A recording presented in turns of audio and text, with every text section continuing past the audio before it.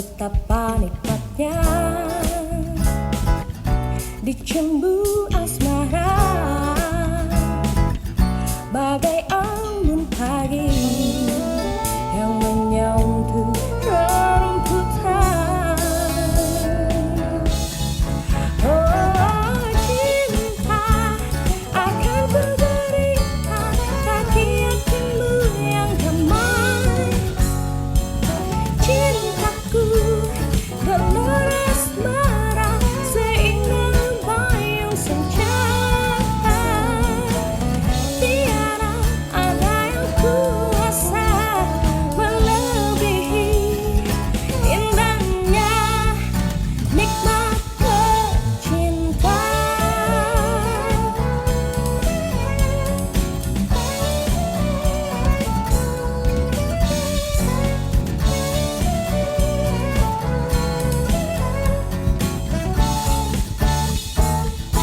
Kan ku jalan laku bingkisan kalbuku, bagai insan dunia yang mengagungkan cinta. Betapa nikmatnya dicemburu asmara, bagai embun pagi yang menyentuh rerumputan. Oh cinta, akan kuberikan bagi hatimu yang damai.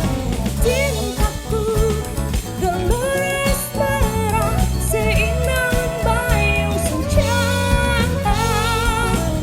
Tiada ada yang kuasa melebihi indahnya nikmat bercinta.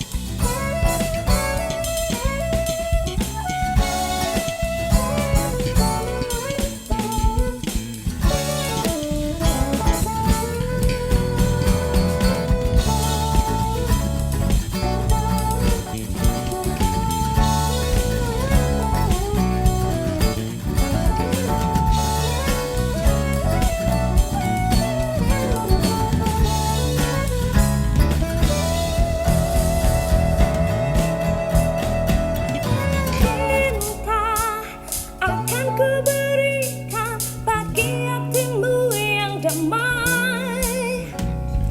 Cintaku gelora asmara, seindah payung senja. Cinta, akan kuberikan bagi hatimu yang damai.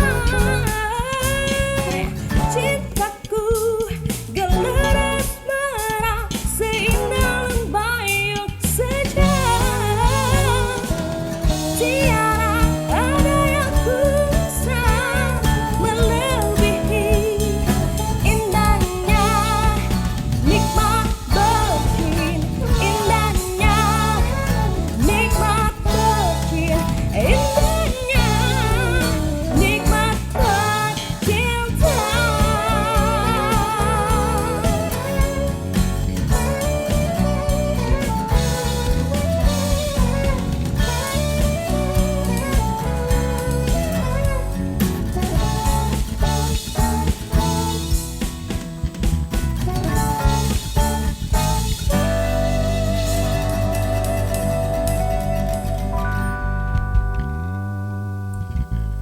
Profesional muda BUMN bisa apa? Aku siap untuk berinovasi. Aku bisa melawan arus untuk kebaikan bangsa. Aku bisa membuat perubahan. Aku Aku bisa bekerja dengan jujur dan independen. Aku bisa memajukan bangsa dengan kreativitas. Kini saatnya profesional muda BUMN dan Indonesia mempunyai wadah untuk mengasah dan bertukar pikiran agar lebih kreatif, inovatif, dan solutif. Saksikan Indonesia Muda Club, diskusi cerdas dengan para profesional muda BUMN untuk Indonesia yang lebih baik. Selamat datang profesional muda BUMN, saya Arya Sinulinga. Selamat datang juga di episode yang ketiga dari Indonesia Muda Club. Dan kali ini kita akan dengarkan dulu VT yang akan disampaikan oleh kawan-kawan dari studio kita. Silakan.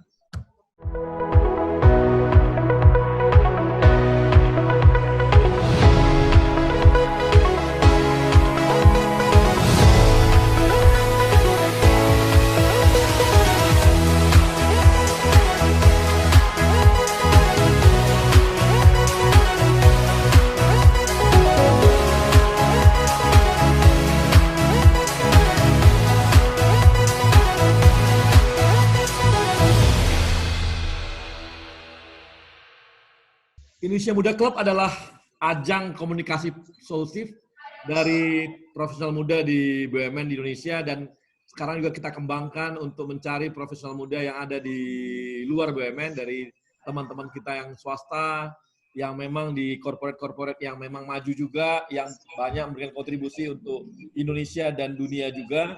Dan kita juga akan membahas isu strategis di Indonesia Muda Club dari pandangan-pandangan teman-teman dari profesional muda, dari kalangan-kalangan milenial, dan tentunya ini akan memberikan hal-hal yang dinamis, segar, dan penuh wawasan gitu. Apalagi kita tahu bahwa kawan-kawan muda punya ruang yang lebih besar, lebih luas, jaringan lebih luas untuk melihat masalah, mencari solusi, memiliki jaringan, dan membuat mereka juga semakin matang dalam menyelesaikan solusi-solusi. Dan itulah yang akan kita hadirkan di Indonesia Muda Club. Dan untuk juga kita tahu bahwa Indonesia Muda Club ini adalah caranya kami dari BUMN untuk memberi ruang kepada mereka menyampaikan ide-idenya supaya teman-teman milenial baik BUMN maupun Indonesia bisa melihat insight-insight yang berbeda dari sisi teman-teman BUMN dan teman-teman di corporate swasta lainnya yang memang selama ini banyak memberikan dukungan bagi Indonesia gitu. Dan untuk itu kita akan dengarkan lagi ini lucu-lucuan dari teman-teman di Indonesia Muda Club.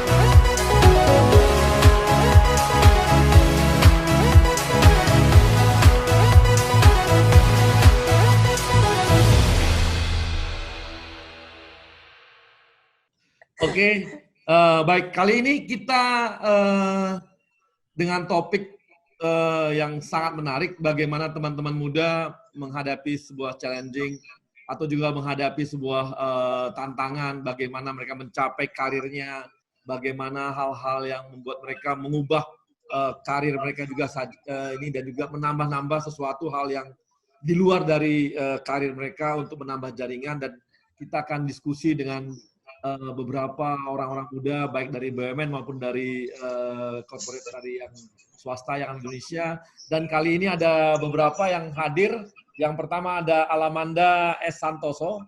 Alamanda ini adalah founder atau presiden di Binar Academy. Ya, ini kabarnya adalah akademi para hacker. Nggak tahu juga bener nggak sih? Jangan bikin gosip, Bang. Oh gitu ya. Baik, kemudian juga adalah anggota tim kajian SDM Ekonomi. Kemudian pernah juga di PP People Journey dan People Culture di Gojek ya. Gitu ya, Mbak Alamanda ya. VP Product and Technology juga, Pak. VP Product and Technology di Gojek. Jadi kabarnya Mbak Alamanda ini adalah orang yang pertama sekali membuat bersama teman-temannya aplikasi Gojek yang tradisional tuh, ini Mbak Alamanda yang pertama buat gitu. Tapi dikatakan tradisional juga udah modern pada saat itu gitu. Dan kemudian ada juga Mbak Christine Huta Barat. Mbak Christine ini sekarang, Alamanda juga adalah komisaris, di mana Mbak Alamanda? Mandiri Capital, Bang. Mandiri Capital. Pemuda BUMN kita ini, Bang. Berada di keluarga BUMN. Ini komisaris muda. Usia berapa, Mbak? Aduh, malu. 32, Bang. 32. Nah, masih sangat muda gitu. Masih sangat muda sama saya ya, beda-beda setahun lah. Iya. Pas. Nolnya digelindingin 1. Oke, kemudian ada Mbak Christine Huta Barat adalah direktur di HIN saat ini. Sebelumnya Mbak Christine juga adalah direktur perencanaan di ASDP itu loh. Kapal-kapal kalau Anda berangkat dari Merak ke Bekahuni Lampung punya. Atau kalau Anda ke Labuan Bajo itu punyanya ASDP. Kalau yang di Bali juga ya, Mbak ya? Iya, dari Bali ke Lombok itu punya kita juga, punya ASDP juga. Punya ASDP juga. Ya. Ini karena rasa kepemilikan sangat tinggi sehingga merasa belum bisa move on itu biasanya, Bang. Ya. Kemudian kita juga ditemenin dengan Tantra Maulana. Tantra Maulana adalah GM. Kabarnya Tantra ini sekarang posisinya adalah VP ya, senior VP di program manajemen Krakatau Steel ya. Benar, Bang Arya. Di bawah pengembangan usaha. Oh, pengembangan usaha. Ini Tantra ini kabarnya kalau Pak Silmi, Pak Dirutnya mau bikin apapun, biasanya Tantra yang nyiapin kabarnya. Jadi behind the gun. Wow, ini behind the gun-nya Pak Silmi ini jangan-jangan Tantra ini kan gitu ya. Jadi banyak support dari teman-teman juga. Oh ya, banyak. Ini gaya takut dilihat Pak Silmi. Ini apa nih Tantra di belagu amat. Oke, ini Tantra juga dia dulu di ITB dari sipil ya? Siap, Bang, benar. Oh ya, dia junior saya juga pernah, tapi belum pernah saya pukulin, belum. Dulu dia di sipil biasanya dipukul-pukulin, nggak pernah dipukul. Kemudian, nah ini ada tamu kita juga dari corporate swasta ya. Ada Vero Veriska. Vero ini adalah dari, sekarang ini posisinya adalah World Senior Program di Microsoft. Ya, Vero. Iya, Bang. Nah, dan dia juga adalah Presiden IDN Next Leader Foundation. Ini adalah satu lembaga yang mencari dan membuat kolaborasi buat jaringan anak-anak muda yang diharapkan menjadi next leader-nya Indonesia ke depan. Udah berapa orang, Vero, yang ada di jaringan ini? 6 bulan kita udah ada 4.867. Bayangkan ada 4.800 anak muda yang dijadikan sebuah jaringan dan berjejaring dengan oleh teman-teman Vero. Dan kemudian Vero juga adalah rektor universitas di online. Apa namanya, Vero? Enggak, Bang, di Jogja, Bang, online. Oh, di Jogja? Enggak, kita kampusnya ikut di Jogja. Ada, Bang, fisiknya, Bang. Cuma memang kita bakal fokus ke online gitu. Untuk pengajarannya. Karena izinnya memang keluarnya itu bulan Maret. Jadi memang dari hari pertama memang takdirnya jadi New Normal University. Oke, makasih. Baik, untuk yang pertama mungkin saya pengen nih, teman-teman memaparkan ini apa sih hidupnya teman-teman, bisa cerita nggak? Apa sih yang teman-teman, sehingga teman-teman sekarang mendapatkan karir yang seperti ini gitu. Ini saya mau nanya sama Tantra dulu nih. Tantra bisa berikan satu gambaran sampai Tantra bisa menempati posisi di Krakatau Steel saat ini gitu. Ya, terima kasih Bang Arya. Assalamualaikum warahmatullahi wabarakatuh. Ya. Terima kasih kesempatannya, kehormatan bisa bergabung Bang Arya di sini. Kami dari Krakatau Steel. Biasanya itu adalah BUMN atau perusahaan besar, profitable atau prestige. Mudah-mudahan KS akan kembali seperti itu. Seperti yang selalu diyakinkan Pak Silmi, CEO kami, bahwa semua itu seperti roda. Nah, selamanya kita di bawah atau di atas, kita harus selalu siap dimanapun kita berada. Nah, jadi Bang Arya, pengalaman saya itu nggak lepas suatu tempat di mana kami bisa dan ekstraordinary. Beruntung kami masuk saat ini merasakan jatuh bangunnya KS yang membuat karakter kami lebih kuat. Jadi, seperti kita ketahui, 8 tahun terakhir KS sangat sulit, dan puncaknya di 2019, KS tidak mampu membayar. Lalu apa yang dilakukan? Didorong visi yang kuat dari Pak Silly dan jajaran direksi, kami melakukan transformasi yang terdiri dari 3 pilar, yaitu restrukturisasi keuangan, lalu bisnis turnaround, dan pemberdayaan organisasi. Dan hasilnya adalah perbaikan demi perbaikan. Kami mampu melakukan apa yang sebelumnya kami bayangkan tidak pernah kami bayangkan untuk kami capai. Yang satunya adalah pencapaian produksi di 2019 di tengah cost-cutting di Israel ini. Alhamdulillah bisa merasakan sedikit pencapaian kinerja positif di kuartal pertama 2020 ini. Jadi kembali ke topik hari ini, KS bagi saya adalah sekolah, dan saya mengalami perjalanan belajar yang sangat berharga. Masuk di 2008 sebagai awalnya saya mengalami office culture. Benar-benar nggak seperti apa yang saya bayangkan. Merasa undervalue dan banyak menemui ketidakidealan yang saya temukan. Tapi saya mencoba bertahan, dan ketika kita sudah memutuskan untuk bertahan, kita harus komit dan tidak boleh mengeluh. Nah, pada waktu itu saya bilang saya harus menemukan kesenangan nih. Perlahan saya menemukan ritme untuk bertahan. Saya banyak belajar dari interaksi dan mencoba membantu masalah, dan itu menyenangkan. Sering dengan itu saya juga diberikan kepercayaan. Ada beberapa kali perpindahan posisi dan unit, dan sempat juga belajar di BUMN di bawah Pak Debu langsung Pak Fajar Hari Sampurno. Suatu pengalaman tak ternilai bisa interaksi langsung dengan teman-teman di Kementerian BUMN. Sampai akhirnya setelah 11 tahun dipercaya untuk membantu SVP Program Management Office di Direktorat Pengembangan Usaha di bawah Bu Melati Sarnita. Nah, dari perjalanan saya di sekolah di KS sampai saat ini, saya mengamati banyak karakter orang dan hal-hal yang membuat kita survive. Yang harus kita lakukan adalah, pertama adalah mengetahui diri kita sendiri dan posisi kita. Apakah kita itu eksekutor, messenger, atau storyteller? Kalau kita didefine sebagai eksekutor, ya jadilah eksekutor yang baik. Begitu juga sebagai messenger. Kita harus menyampaikan pesan agar tujuan itu tercapai. Yang kedua adalah mengeksplor kesempatan. Tapi itu bukan menjadi seorang oportunis. Kita akan mendapatkan momen-momen di mana kita berpikir ini diambil atau enggak ya.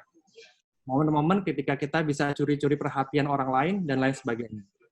Manfaatkan kesempatan termasuk konsekuensinya, dan kita nggak boleh takut. Yang ketiga adalah mental dan sikap. Ini yang itu sendirian. Kita harus bisa diterima semaksimal mungkin di lingkungan kerja. Pencapaian kita bukan pencapaian tapi itu pencapaian tim. Yang terakhir adalah nilai-nilai. Kita harus punya tujuan dan memiliki angkur. Angkur itu macam-macam, Bang Arya. Ini sumber energi yang buat kita tetap semangat menghadapi kendala mencapai tujuan. Angkur itu bisa pekerjaan itu sendiri dengan segala tantangannya, atau organisasi yang tumbuh, lingkungan yang nyaman, gaji yang memadai, keluarga, dan sebagainya. Lalu ada sifat-sifat baik yang secara teoritis bisa membuat hidup kita lebih mudah dalam perjalanan karir. Nah, di sini saya tidak memiliki semua, tapi berusaha mendapatkan sedikit hal-hal baik itu. Jadi saya pelajari di Krakatau Steel. Beberapa sifat penting diantaranya adalah adaptif, teamwork, dapat dipercaya, dan endurance yang harus terakhir. Yang terakhir adalah ikhlas dan tetap menginjak bumi. Nggak semua yang kita lakukan diterima dan disukai orang. Dan tantangannya adalah bagaimana semua orang dapat bekerja sama dengan kita. Mungkin itu sedikit sharing dari saya, Bang Arka. Terima kasih, Bang. Oke, thank you Tantra. Terima kasih sharingnya. Ini sangat menarik ya. Bagaimana Tantra dari seorang civil engineering menjadi seorang ini ya, yang bisa pengembangan bisnis di Krakatau Steel, dan memang pengembangan dirinya sebagai eksekutor, sebagai pemberi pesan juga sangat kuat gitu ya. Kemudian juga masalah mental, attitude juga jadi satu hal yang sangat penting, dan tentunya punya value.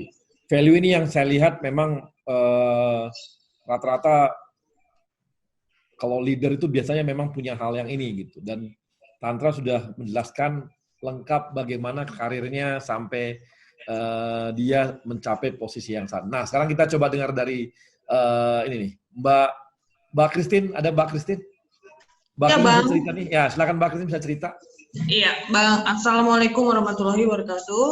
Salam sejahtera bagi kita semua. Terima kasih banget, Bang Arya, udah diundang dalam acara yang paling hits di Kementerian BUMN, yaitu Indonesia Muda Club. gitu. Jadi menurut saya memang seorang pemimpin itu harus mempunyai nilai dasar dalam dia menjalankan perannya sebagai pemimpin.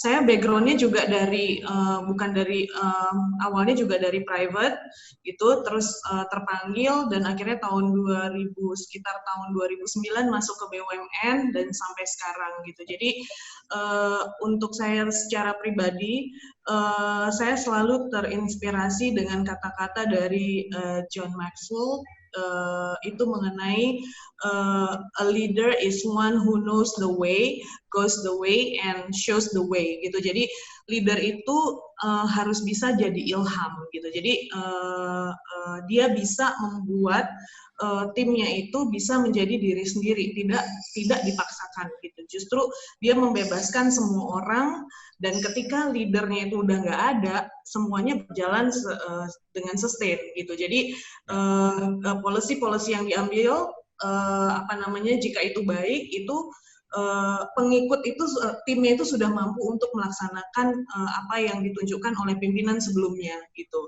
Jadi semuanya tuh pengembangan yang dilakukan itu bisa secara berkesinambungan, itu terus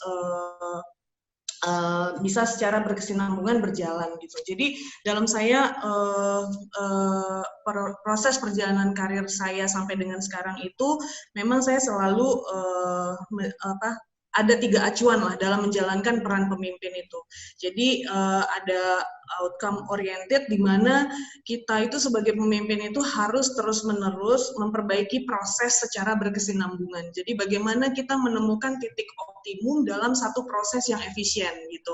Terutama di BUMN ya Bang Arya gitu. Jadi ini memang PR kita bersama supaya kita bisa menjalankan proses bisnis itu secara efisien. Dan COVID itu pandemi ini itu membuat kita belajar tentang hal ini gitu. Lalu relationship establishment itu bagaimana kita membentuk hubungan dengan stakeholders. Again, kita nggak bisa jalan sendiri-sendiri kemanapun, dan komunikasi itu adalah hal yang penting sekali gitu. Lalu juga bagaimana kita people focus itu komitmen kita untuk mengembangkan terus mutu atau kualitas SDM kita, di mana ini juga menjadi program Pak Presiden untuk menciptakan SDM yang unggul. Lalu dalam menjalankan acuan ini, yang tadi saya sampaikan mengenai outcome oriented ini, ada achievement orientation, ada continuous learning, di mana semuanya ini tuh sebenarnya bagaimana kita mencapai sasaran yang diperlukan, kerja keras, cerdas, dan berkomitmen agar semua individu itu dapat mencapai tujuan. Jadi mampu membuat rencana pengembangan diri dan menentukan skala prioritas apa sih yang dikerjakan duluan gitu. Continuous learning juga kita bicara mengenai inovasi. Jadi kalau misalnya ada yang muda-muda millennials, biasanya mereka ideasnya itu fresh gitu. Jadi gimana kita selalu berinovasi, menentang asumsi lama, lalu menemukan cara-cara baru yang unik supaya proses bisnis kita dapat berjalan lebih update lagi. Lalu kita terbuka mencari umpan balik selalu, dan terus berproses untuk menyesuaikan diri gitu. Lalu juga ada di relationship establishment ini, tentunya ini stakeholders management, communication yang karena background saya juga di ASDP Indonesia Fair itu saya sempat menjadi corporate secretary selama 7 tahun Bang.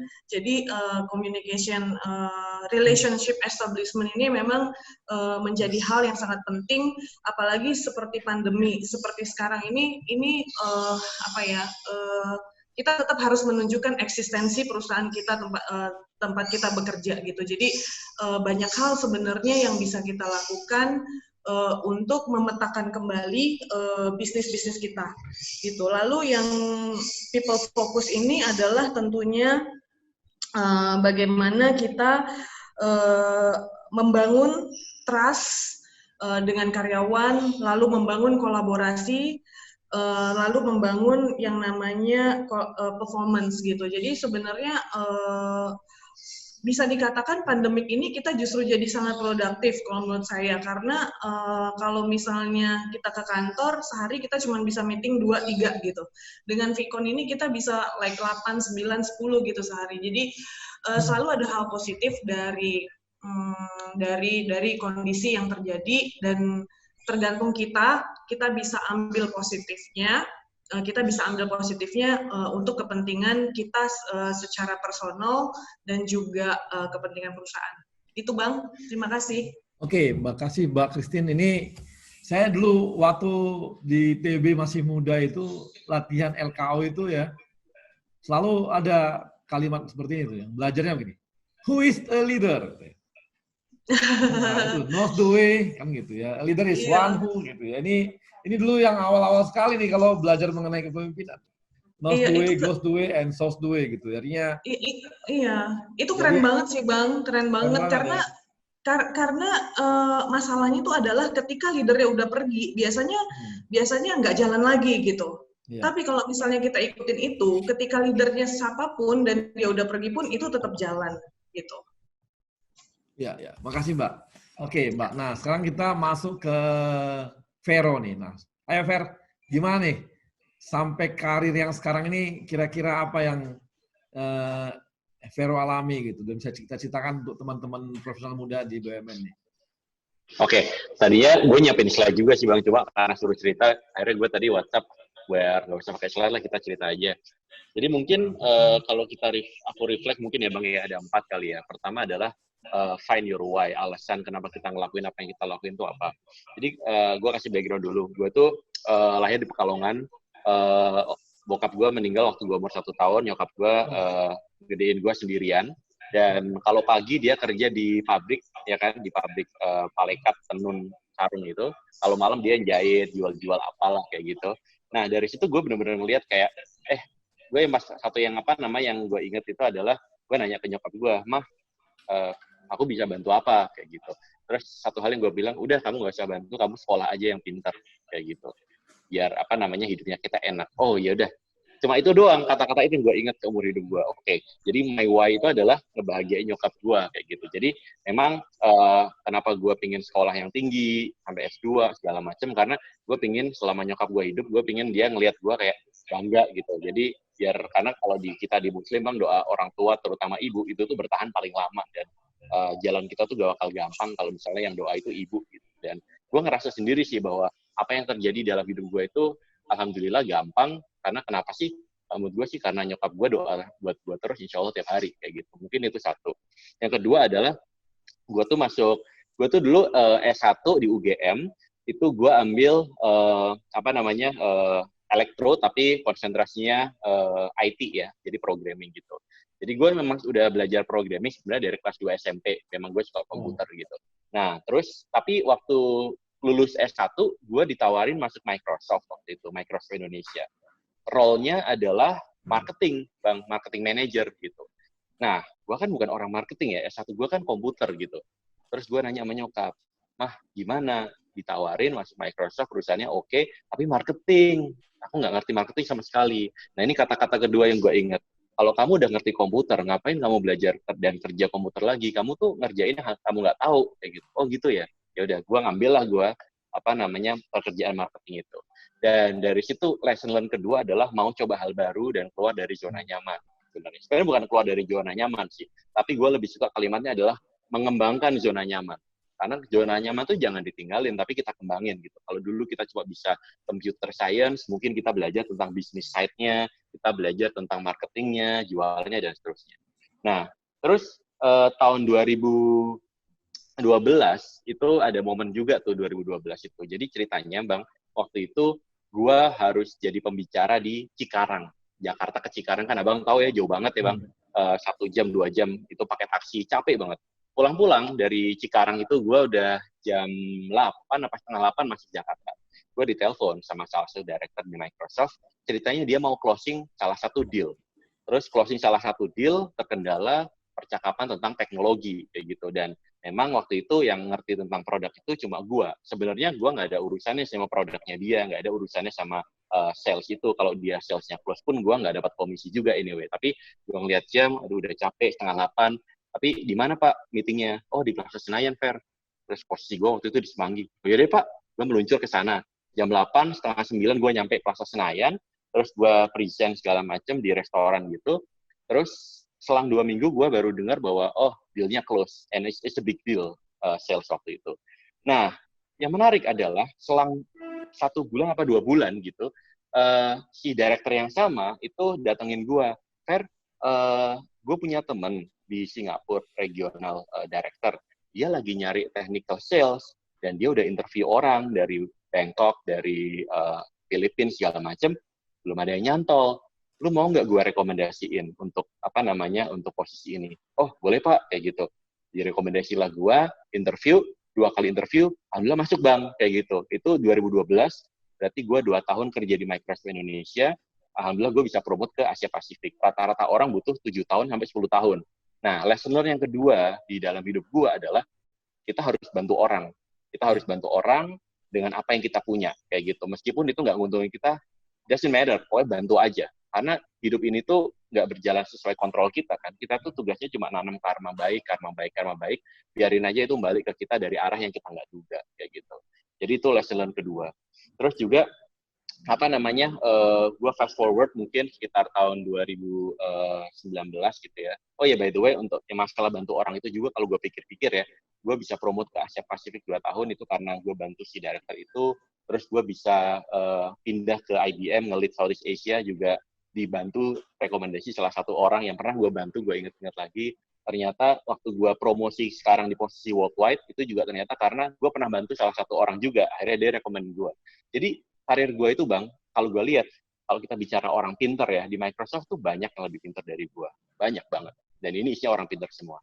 Tetapi kenapa sih kalau gue pikir-pikir, kalau gue tanya kenapa sih kok gue bisa di posisi ini? Satu hal karena ya karma aja sih sebenarnya, karma baik yang insya Allah gue tanam di masa lalu kayak gitu.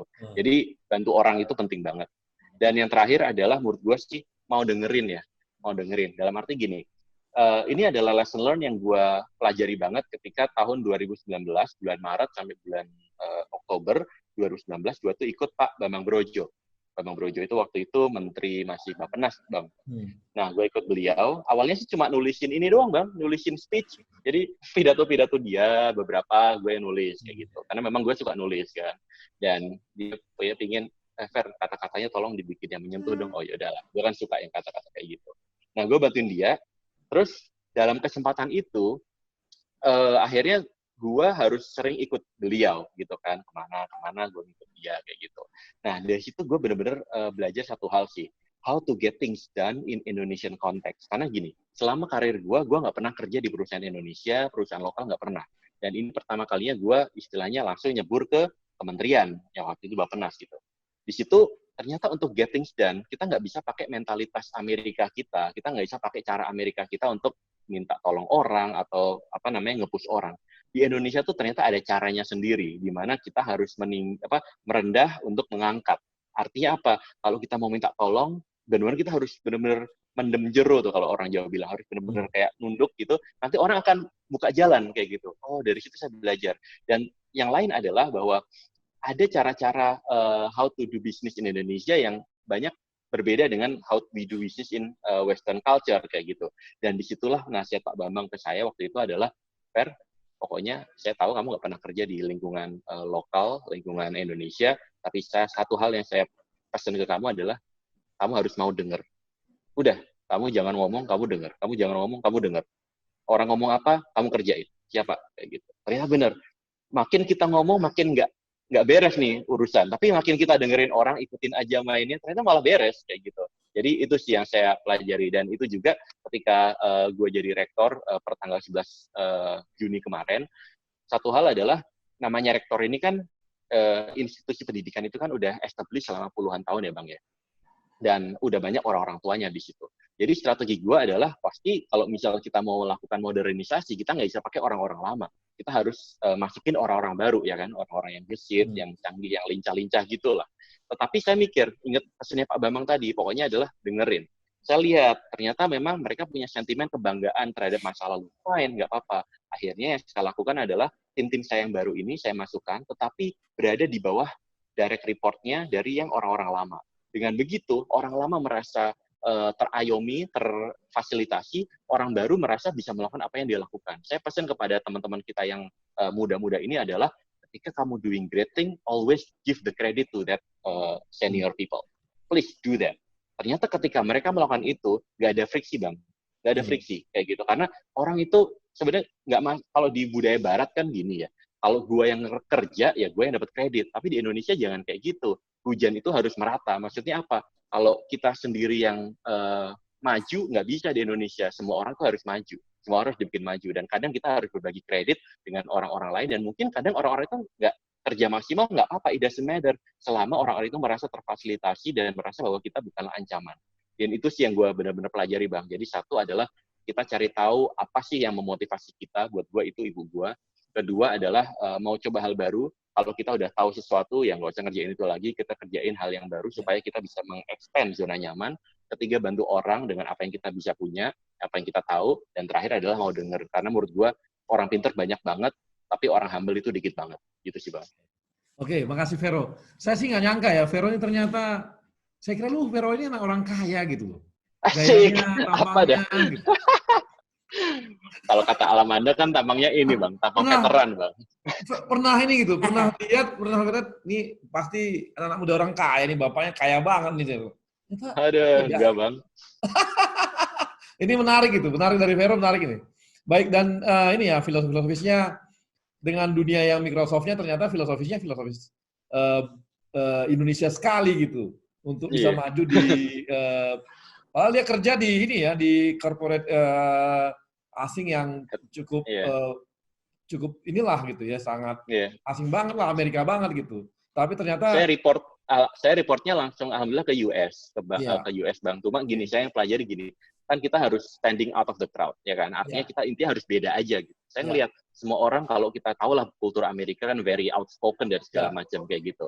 Dan everybody taking credit for themselves gitu. Nah, saya pakai budaya Jawa saya, yaitu adalah mikul dhuwur mendem jero. Artinya adalah bos saya pokoknya harus naik. Ya, ini UGM banget lah, pokoknya gitu. UGM banget. Orang Jogja gitu, banget jadi, ini.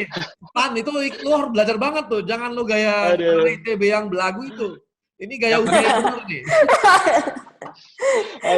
Gitu Bang. Tapi ternyata malah kayak gitu malah work. Ini Jogja banget ini. Jangan bawa gaya ITB yang sok belagu dan sok jago itu selalu. Harus belajar dari orang gitu. Beda banget gitu. Oke, sekarang kita ke Alamanda. Saya ingin tahu nih, Alamanda kira-kira gimana nih sampai Alamanda sampai di posisi yang sekarang, dan apa saja sih yang Alamanda lakukan gitu. Silakan Alamanda. Iya Bang, oke, terima kasih banyak Bang Arya dan teman-teman semuanya. Perkenalkan dulu, nama saya Alamanda, seringnya dipanggil Ala, my short name. And then Ala ya. Ala. Mohon maaf nih kalau agak-agak tengah-tengah gitu English ya. Indonesia. Terus iya, saya bermula dari dunia digital lah ya, dari 14 tahun emang saya udah suka coding Bang Arya. Terus terus abis itu masuklah nih ke dunia teknologi gitu, dan I fell in love with technology, and akhirnya waktu saya masuk kuliah itu pas bapak saya kena stroke yang kedua, akhirnya yang namanya ekonomi keluarga jatuh banget, jadi di situ saya harus struggle banget hidup dari bawah, dari dulunya mungkin di atas banget, terus tiba-tiba mesti balik ke titik nol bahkan minus gitu, dan di situ harus benar-benar cari uang sendiri gitu untuk kuliah dan untuk makan gitu. Dan ya dari sana, tapi karena kejadian itulah akhirnya saya banyak banget belajar, yang tadi saya bilang kayak mungkin saya kuliah di BINUS tapi kebanyakan kuliahnya tuh di jalanan gitu, karena waktu dulu yang ngajar anak SMP SMA untuk bertahan hidup lah gitu. Terus akhirnya saya bikin perusahaan saya pertama kali itu waktu umur 21 tahun, perusahaan teknologi.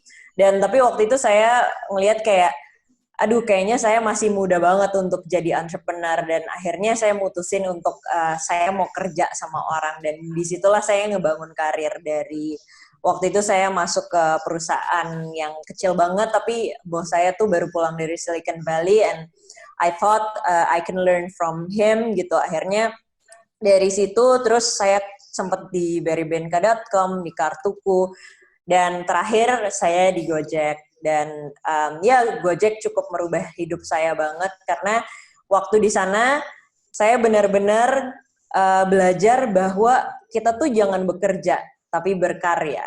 Karena di saat kita berkarya, kita tuh bukan tujuan utamanya bukan untuk memperkarya diri sendiri, tapi memberikan banyak impact untuk orang lain yang akhirnya impact itu lama-lama balik juga ke kita gitu.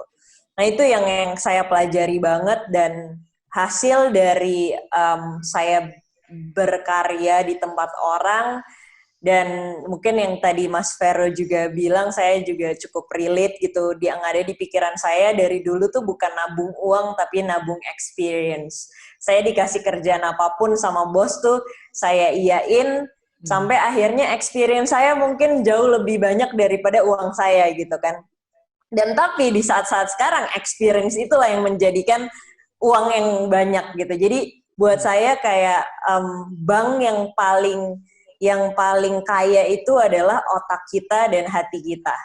Bank itulah yang bisa mengenerate uang sangat banyak sebenarnya. Jadi tabung experience, tabung ilmu, dan tabung ilmu juga untuk hati kita gitu. Itu mungkin sedikit ya dari perjalanan hidup saya. Dan sejak keluar dari Gojek, saya ngebangun sekolah namanya Binar Academy. Jadi ini adalah platform untuk teman-teman yang ingin masuk ke dunia digital, dan sebagai educator, saya percaya bahwa responsibility kita bukan cuma untuk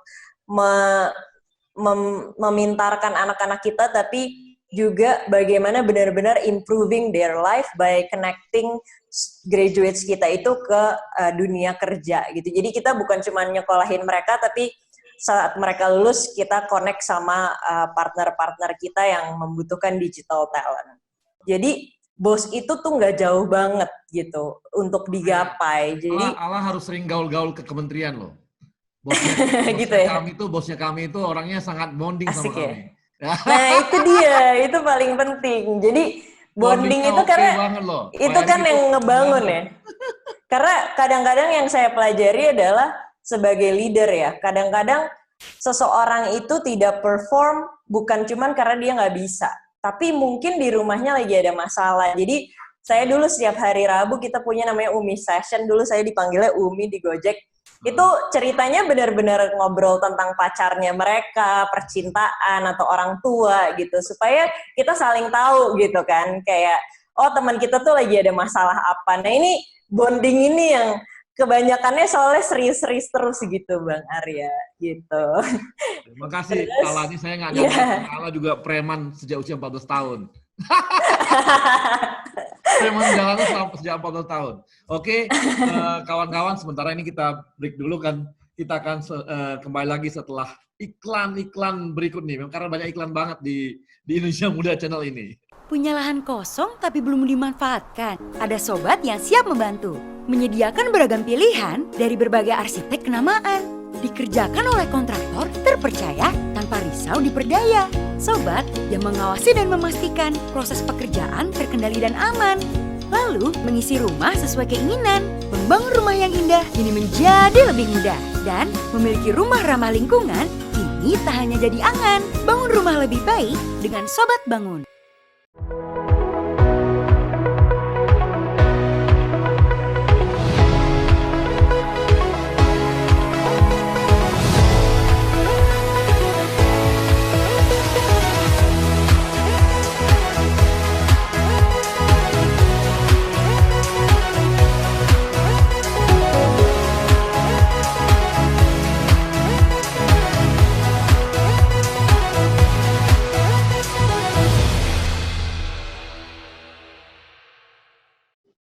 Baik, kawan-kawan profesional muda BUMN, kita akan kembali lagi di Indonesia Muda Club, dan kita kembali ke teman-teman kita yang ada di sini, 4 narasumber yang sangat menarik.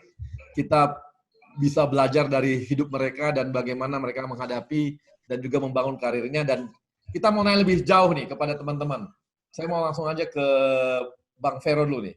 Bang Vero ini, apakah Bang Vero sudah merasa bahwa karir yang sekarang ini adalah karirnya Bang Vero? ini adalah tracknya Bang Vero dalam hidup Abang ke depan gitu. Atau gimana? Jangan Abang ya, Mas. Orang Jawa. Mas dong. Ya Bang, menurut saya udah Bang, karena gini, menurut saya definisi karir itu adalah ketika kita berada di tengah-tengah 3 lingkaran. Bayangin ya, lingkaran yang pertama ini adalah apa yang kita suka. Gue tuh sukanya apa sih? Gue tuh sukanya adalah segala sesuatu yang terkait sama teknologi, tapi akhirnya gue menemukan bahwa bukan masalah teknologinya Bang, tapi masalah impact dari teknologi itu buat orang banyak itu apa, perubahan apa yang bisa kita bikin, kemudahan apa yang bisa kita buat, kayak gitu. Jadi gue merasa bahwa gue udah nemuin apa yang gue suka. Terus yang kedua adalah apa yang gue bisa.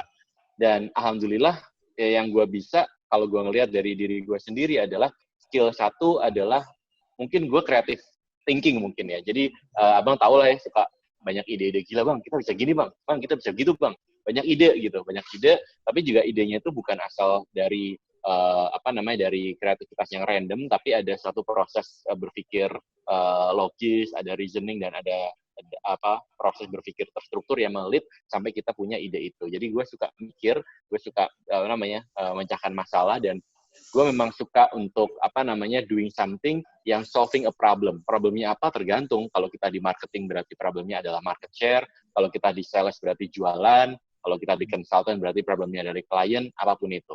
Yang kedua. Dan yang ketiga adalah apa yang dunia ini butuhkan. Dan alhamdulillah dari apa yang gue suka, apa yang gue bisa, ternyata momennya pas nih sekarang dengan era 4.0, society 5.0 atau whatever people want to call it gitu ya. Itu yang dibutuhkan adalah skill teknologi dan skill untuk berpikir kritis, dan ternyata skill yang gue punya, apa yang gue suka ternyata kepake di situ. Nah, dengan begitu alhamdulillah gue sekarang berada di tengah-tengah 3 itu Bang. Apa yang gue suka, apa yang gue bisa, dan apa yang dunia ini butuhkan, sehingga ya gue merasa beruntung lah. Nah, tinggal berikutnya adalah karir itu menurut gue adalah ketika kita berada di tengah-tengah 3 itu. Nah, tinggal apa yang kita lakukan, itu bisa macam-macam gitu ya. Saat ini sih gue bisa bilang bahwa gue punya dua peran gitu. Kalau malam, kerja gue di Microsoft. Kenapa malam? Karena gue harus ngikutin jam di US. Jadi biasanya Bang, gue kerja itu mulai jam 8 malam sampai jam 1, jam 2 gitu ya. Habis itu gue tidur, jam 6, jam 7, conference call lagi sampai jam 8, setengah 9, kayak gitu. Jadi polanya gitu terus. Nah, terus jam setengah 9, mandi, ngantar anak sekolah, zaman dulu gitu ya, waktu nggak COVID. Tapi sekarang, setelah jam 9, jam 10, gue ada peran lain, yaitu adalah rektor, kayak gitu. Nah, yang menarik adalah kenapa sih gue ngambil, iseng banget sih ngambil kerjaan rektor begini gitu ya. Satu hal Bang, yang ngegerakin gue adalah kampus yang gue pimpin pertama. Satu, mahasiswanya Bang, itu profilnya kebanyakan orang tuanya itu pekerjaannya itu petani Bang, labor, nelayan gitu kan, pengusaha kecil, mikro, household income-nya itu 2 juta ke bawah Bang. Abang bisa bayangin lah orang dengan 2 juta ke bawah itu ekonominya seperti apa. Gue kayak ngelihat diri gue sendiri gitu, kayak ini kan Vero zaman dulu kayak begini gitu. Nah, kenapa gue pengen jadi rektor? Gue pengen nolong orang-orang itu gitu. Nah, nolongnya gimana pertanyaannya gitu kan? Karena skill gue di teknologi, I think teknologi is going to shape pendidikan di Indonesia. Nah, dia juga kan punya visi ke situ gitu kan. Dan satu hal yang gue tekanin ke tim gue, ke para wakil rektor, pembantu rektor, dan para kaprodi adalah jangan pernah berpikir bahwa kita ini universitas. Kita bukan universitas. Yes, di atas kertas kita universitas. But berpikirlah bahwa kita ini startup teknologi yang punya lisensi universitas. Itu yang gue tanemin. Karena kenapa? Ketika cara pikirnya adalah startup teknologi, kayak misalnya Alamanda dulu di Gojek segala macam, cara kerja kita beda Bang. Jadi satu hal, gue nggak mau skripsi itu dicetak, gue nggak mau dosen itu coret-coret skripsi orang, gue mau pakainya commenting di Word atau di Google Form, Google Sheet, whatever itu. Terus habis itu gue nggak mau ada tanda tangan basah, gue mau semuanya pakai digital, gue mau pembelajaran juga pakai content, learning, e-learning, dan segala macam. Gue mau kelasnya itu nggak kelas fisik, tapi kelas online, daring, dan segala macam. Dan itu yang gue tekanin. Pak, tapi kan koneksi, segala macam. Oke, there is a problem, means that there is a solution. Yuk kita cari solusinya baru. Gitu. Jadi, menurut gue, saat ini sih alhamdulillah udah di karir itu Bang. Tapi implementasinya adalah di Microsoft untuk, hobi gue di teknologi, tapi di kampus ini sebagai rektor untuk istilahnya ngebantuin orang-orang yang seperti gue zaman dulu itu. Gitu. Nah, kapan tuh waktunya? Kapan timingnya ketika Vero melihat bahwa memang ini karir gua gitu loh? Kapan tuh ya? That's Artinya a good bukan question waktu sih. ya. Bukan waktu, tapi adalah ketika tahu bahwa ini memang saatnya, ini adalah karir gua gitu.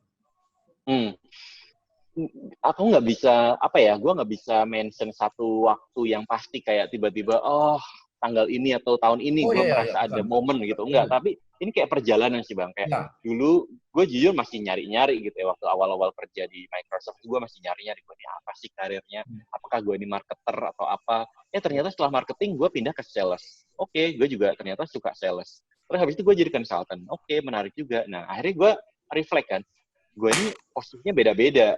Harusnya kan kalau kita bicara karir, namanya marketing manager, habis itu marketing director, CMO, dan seterusnya, gitu kan, VP marketing, dan seterusnya. Tapi enggak, gue pindah-pindah. Artinya, memang karir buat gue itu adalah mengexpand zona nyaman, kayak gitu. Dan akhirnya mungkin gue menemukan ini, mungkin baru-baru aja sih Bang, kayak kesimpulan itu, bahwa it's okay untuk pindah-pindah posisi, pindah-pindah role, pindah-pindah peran, tapi yang penting selama gue berada di tengah-tengah 3 lingkaran itu, I'm fine with that. Oke, makasih Vero. Nah, ini Mbak Christine kan dulu kalau jalan karirnya di marketing, kemudian pernah jadi Korsek, kemudian di direktur bagian pengembangan bisnis, gitu ya. Saat ini juga begitu. Nah ini, apakah memang kan ini marketing Korsek ini, nah ini gimana nih, Mbak Christine? Apakah atau memang Arya akan pindah lagi jalurnya nih? Jadi direktur apa gitu nggak? Oke Bang, iya betul Bang. Jadi dalam perjalanan karir saya itu dulu pertama-tama itu manajemen trainee di sebuah private company, itu memang di otomotif, itu di sales and marketing gitu. Lalu setelah itu masuk ke perkebunan sawit pernah, lalu pernah di properti juga, sempat di bank juga gitu. Di properti cukup lama, lalu masuk ke transport. Masuk BUMN itu transport, itu ASDP, itu jadi business development dulu Bang.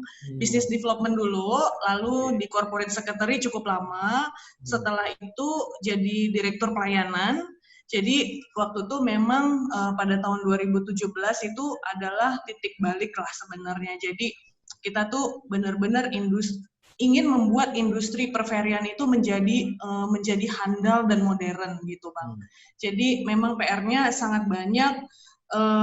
Bayangin aja industri kapal dan pelabuhan yang sangat keras gitu, dan image-nya keras, terus gak aman gitu ya Bang.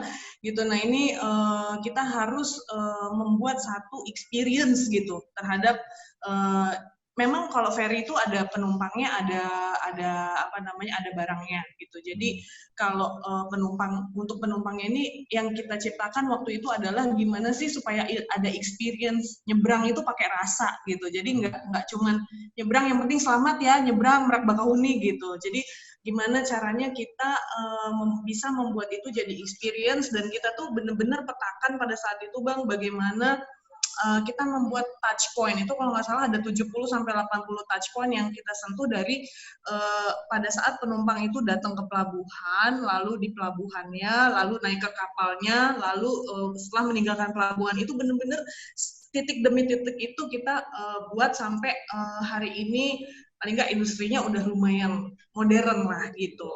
Wah ini perempuan sekali ya. Ada experience di semua tempat itu kan sampai 80 titik loh. Kalau tadi 5 titik oke lah, di 80 titik. Kalau bukan perempuan, laki-laki nggak mungkin itu bikin sedetil itu, nggak mungkin banget. Iya, lalu bagaimana juga kita bisa mencoba memisahkan antara passenger dan logistik gitu supaya lebih peradabannya lebih meningkat lah gitu. Dan memang PR-nya itu akan selalu ada gitu ya. Masih sudah yang dilakukan sudah, tapi masih banyak juga yang belum dilakukan gitu. Lalu setelah itu dari direktur pelayanan itu ke perencanaan juga Bang gitu. Jadi di situ saya sempat menemukan bahwa kayaknya saya seneng banget di business development gitu. Tapi kalau BUMN mananya kan nggak bisa pilih Bang, karena kita penugasan. Agak beda sama yang tadi gitu. Jadi saya nggak bisa jawab masalah perusahaan mana sih yang membuat kita tuh sudah ini duniaku gitu. Mbak Christine sekarang udah merasa dunianya nggak ini yang dikerjakan sekarang ini? Sekarang kebetulan ini belum 2 minggu, jadi baru pindah ke Hotel Indonesia Natur. Ada kemiripan nggak? Ada kemiripan nggak? Beda banget Bang. Yang satu transport, ngurusinnya. Tapi sama-sama hospitality kan? Sama-sama hospitality, dan memang passion saya itu Bang adalah pembenahan infrastruktur gitu-gitu, terus transport, terus udah gitu bagaimana, tapi gini Bang, intinya dimanapun perusahaannya gitu, intinya yang saya ingin memberikan manfaat yang paling optimal dari seluruh sumber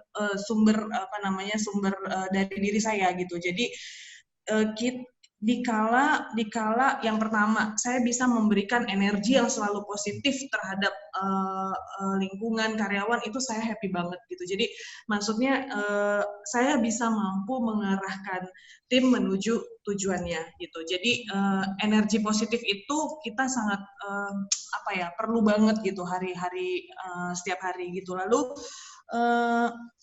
saya juga bahagia banget jika saya bisa mampu memberikan energi saya ke tim gitu. Jadi kira-kira sehingga tim saya itu kinerjanya itu bisa optimal dan tujuan perusahaan itu tercapai dengan cepat gitu. Lalu yang suka menjadi hambatan juga itu adalah yang mudah-mudahan nanti saya bisa aplikasikan di PT HIN itu adalah ketegasan.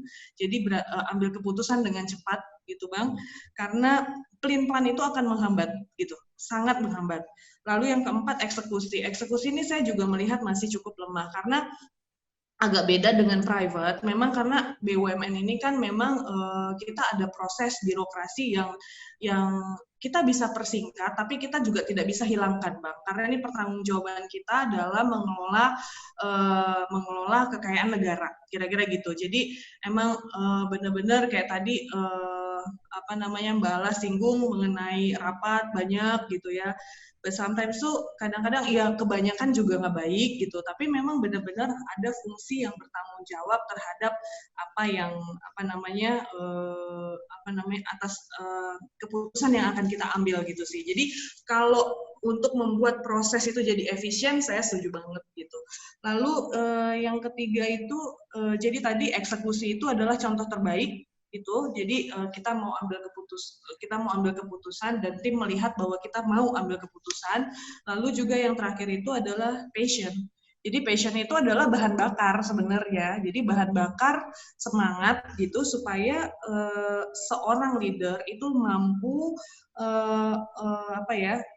mampu bekerja dan memotivasi timnya sehingga tujuan yang ingin dicapai itu bisa berjalan dengan cepat. Jadi intinya dimanapun perusahaannya, karena ini adalah penugasan, setiap hari belajar nomor satu, karena never ending story bahwa kita memang dilahirkan untuk setiap hari untuk terus belajar. Lalu kedua, mengevaluasi diri, karena kalau misalnya kita nggak mau berubah, nggak mau berubah, dan kita tetap pada view kita sendiri sebagai manusia gitu, kayaknya akan mati gitu. Jadi berubah atau mati gitu aja. Lalu yang ketiga, optimis dan antusias, karena ini penting. Optimisme itu adalah energi positif juga, dan antusias itu juga sangat penting untuk meng-empower tim kita untuk cepat lari menuju goals yang sudah ditetapkan di awal. Gitu sih, Bang. Oke, makasih Mbak Christine. Nah, Tantra gimana, Tan? Udah yakin lo di KS terus nih? Atau gimana nih? Ngurusin baja-baja itu semua gitu. Jadi gini Bang, emang awalnya tuh susah banget ya masuk KS sebenarnya teknik sipil. Jadi masa-masa galau saya tuh ya 2-3 tahun pertama lah. Pertama itu yang paling susah ngerasa under value. Itu yang saya rasakan. Tapi terus abis itu saya coba nemuin ritme nih untuk kerja di KS. Saya harus memutuskan saya itu harus pindah atau tetap. Dan saya udah memutuskan saya komit untuk lanjutkan di KS. Dan saya itu udah ketemu angkurnya. Tadi saya bilang angkurnya atau sumber energi.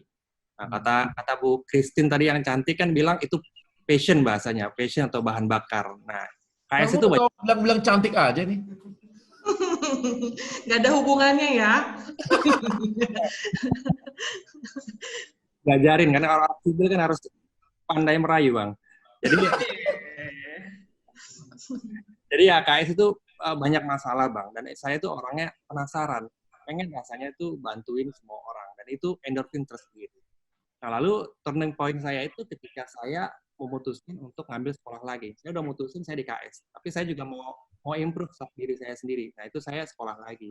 Pilihannya adalah mau sipil lagi atau coba yang baru.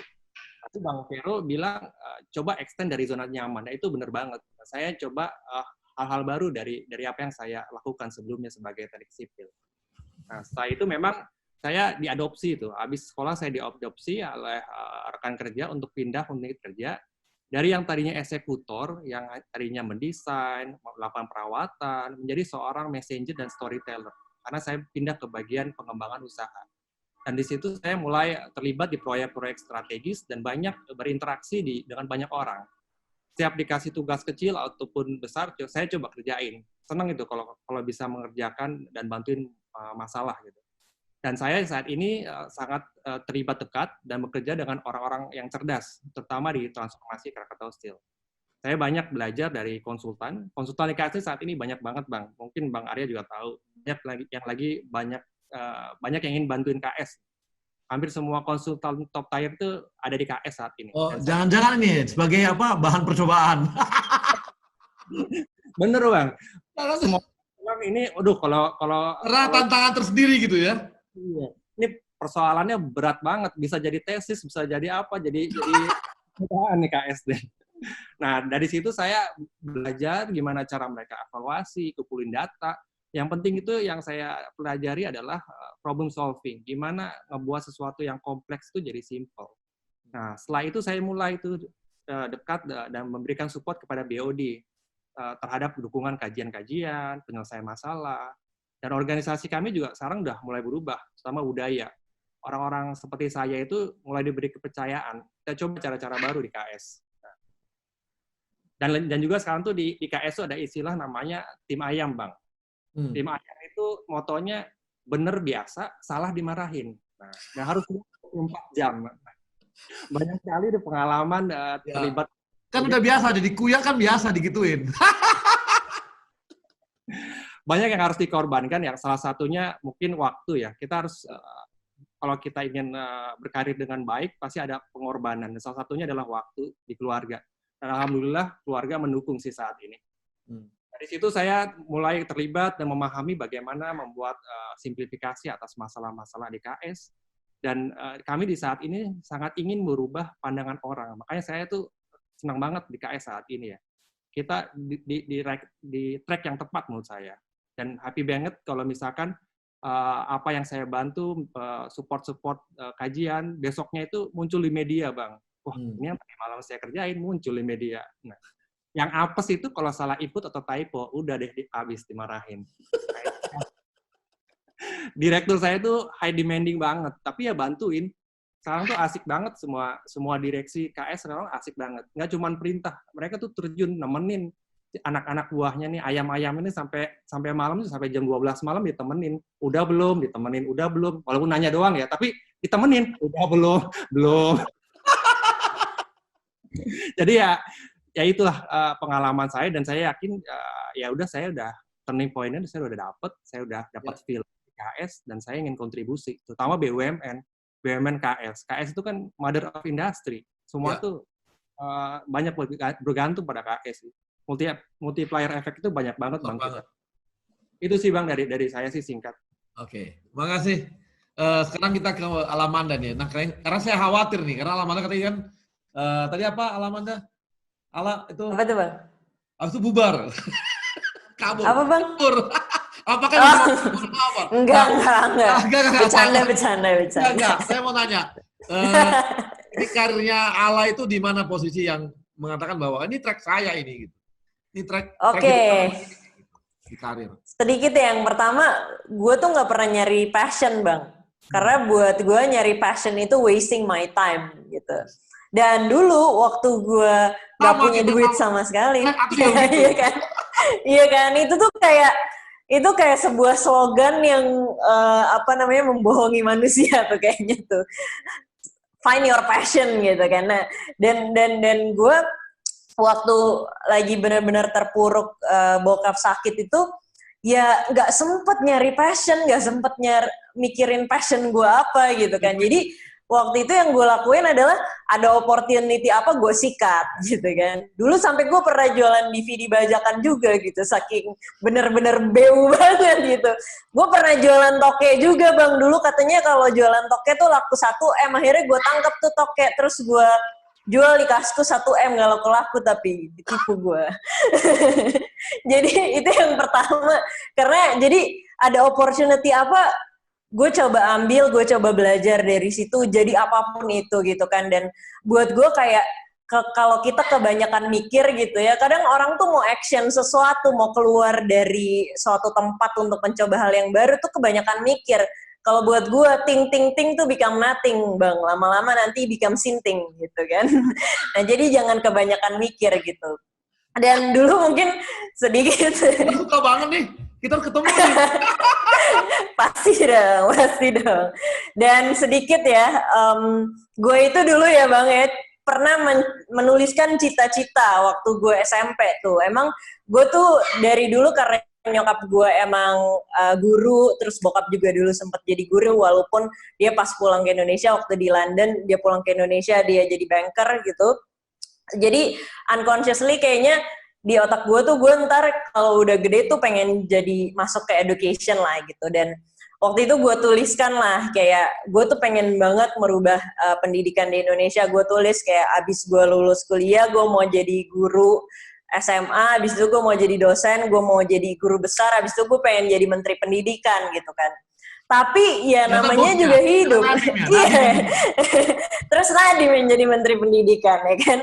Tapi ya namanya hidup gitu. Ternyata kita udah mau menuliskan itu dan nyatanya hidup itu sangat uncertainty, dan ini gue juga sangat rasakan sejak gue jadi entrepreneur gitu. Nggak ada yang pasti di hidup ini. Jadi ya itu, kalau kita udah kebanyakan mikir, kayak orang bang kan kebanyakan mikir risk-nya apa gitu. Belum tentu risk-nya juga bakalan kejadian gitu kan. Kita tuh kalau mau bikin inovasi udah mikir kayak nanti bakalan gini, akhirnya nggak jalan-jalan makanya gitu. Karena udah mikir yang belum tentu bakalan kejadian gitu. Jadi dulu gue punya cita-cita tapi nggak ada satupun yang nyampe gitu. Tapi akhirnya yang gue pelajari adalah kita tuh jangan bikin what-nya, tapi kita bikinnya itu adalah why-nya.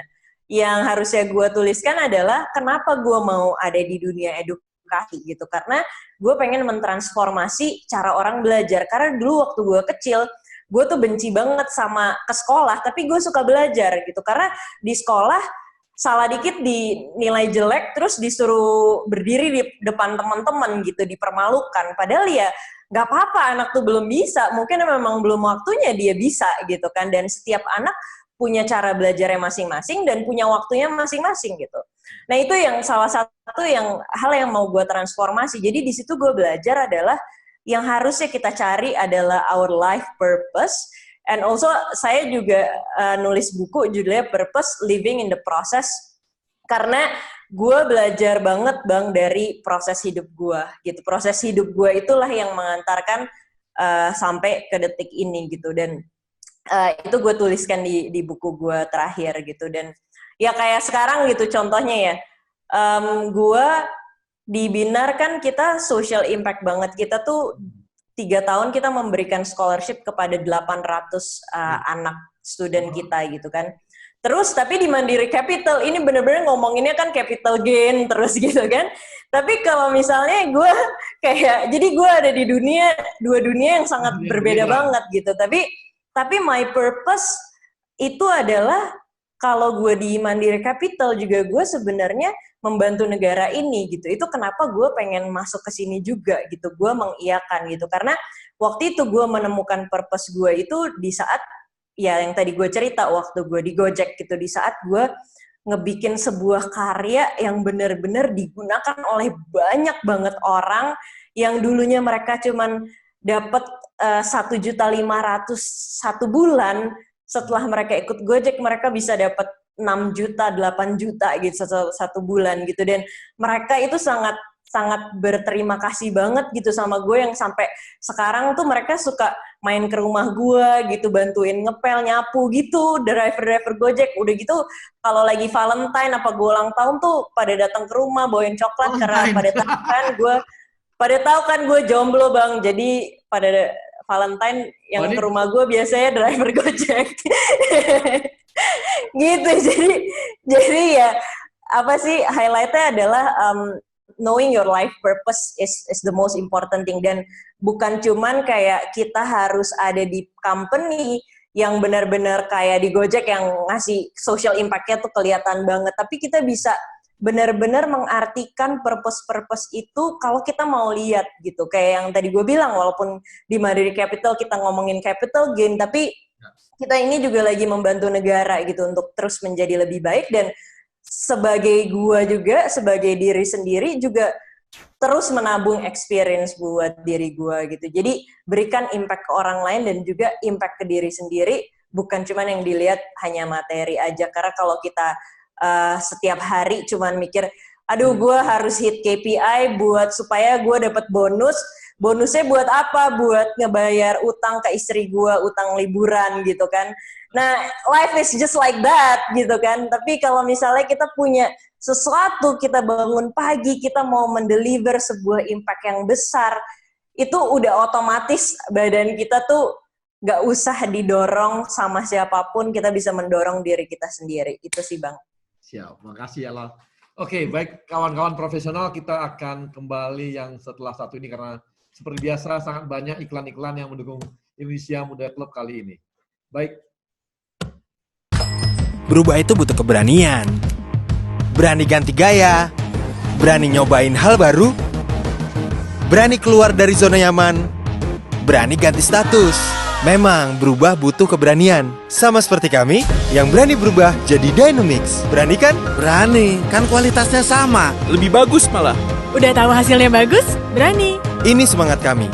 Semangat untuk berani berubah lebih baik. Bersama Dynamics.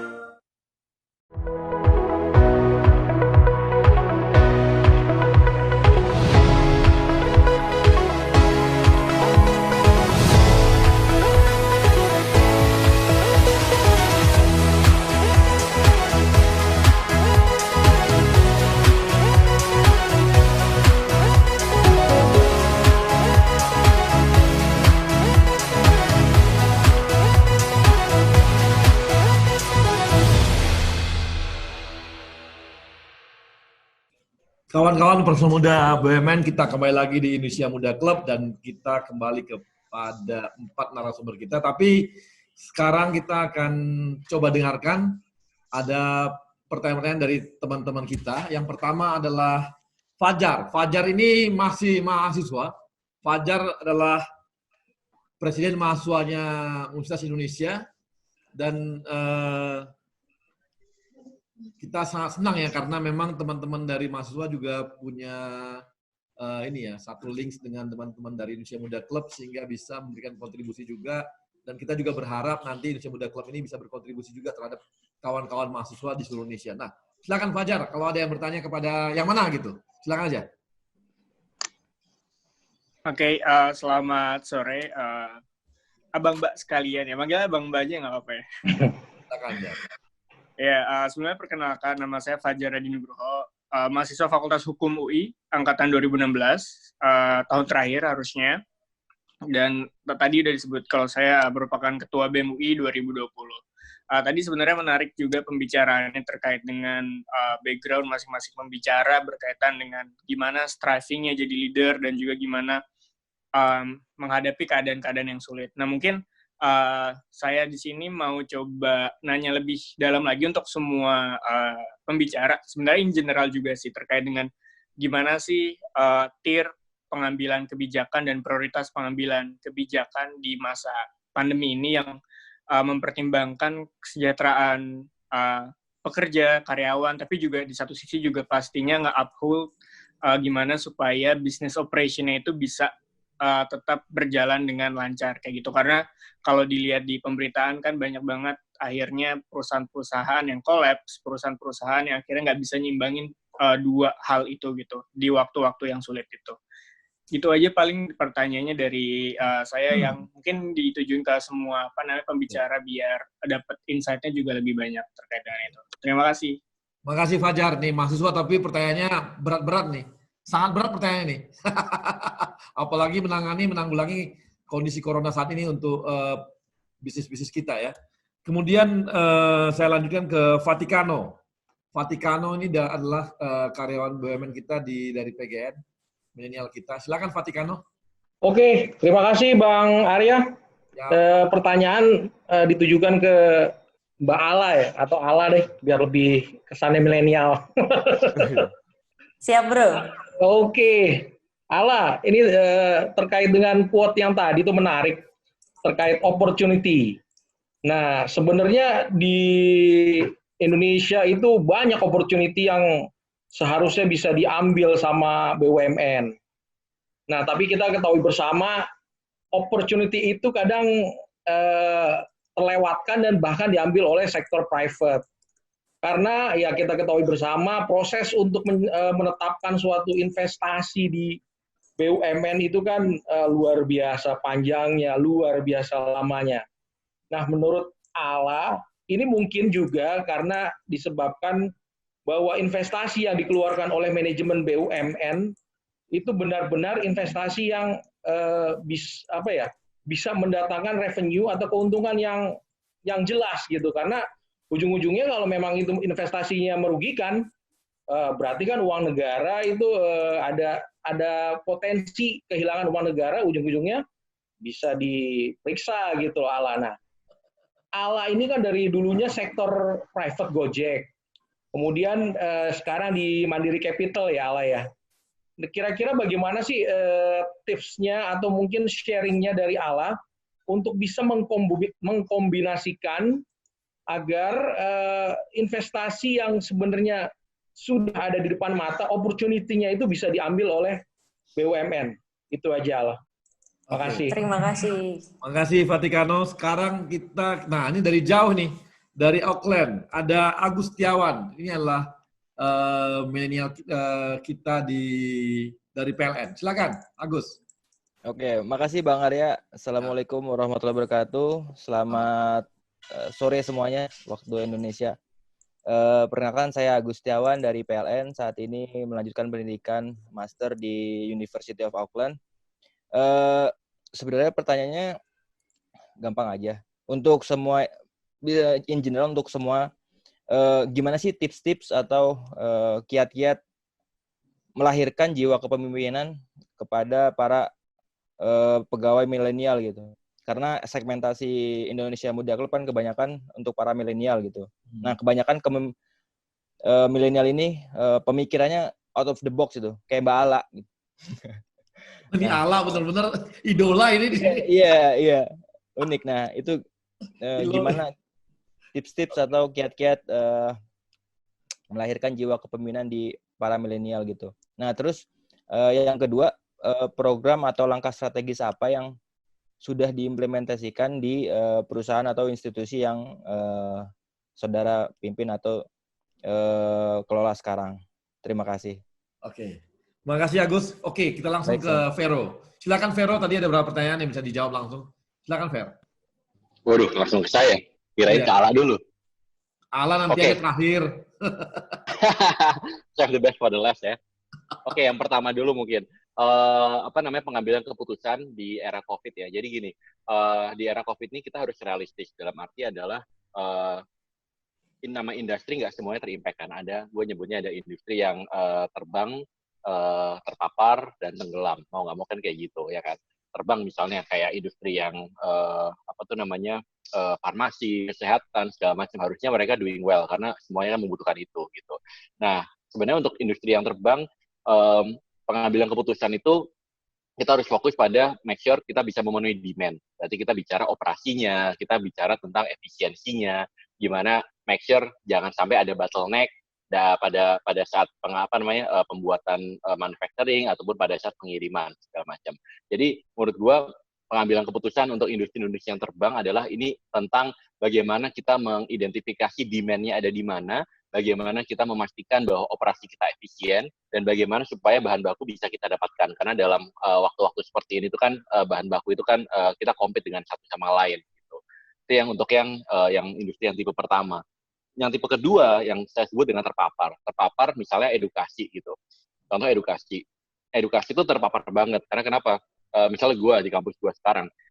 Dulu kalau misalnya kita mau dapetin mahasiswa, enak tuh kita tinggal datang ke sekolah-sekolah, presentasi biasanya dapat tuh berapa kayak gitu. Nah sekarang dengan adanya COVID, touch point untuk ke mahasiswa itu susah banget, ya kan?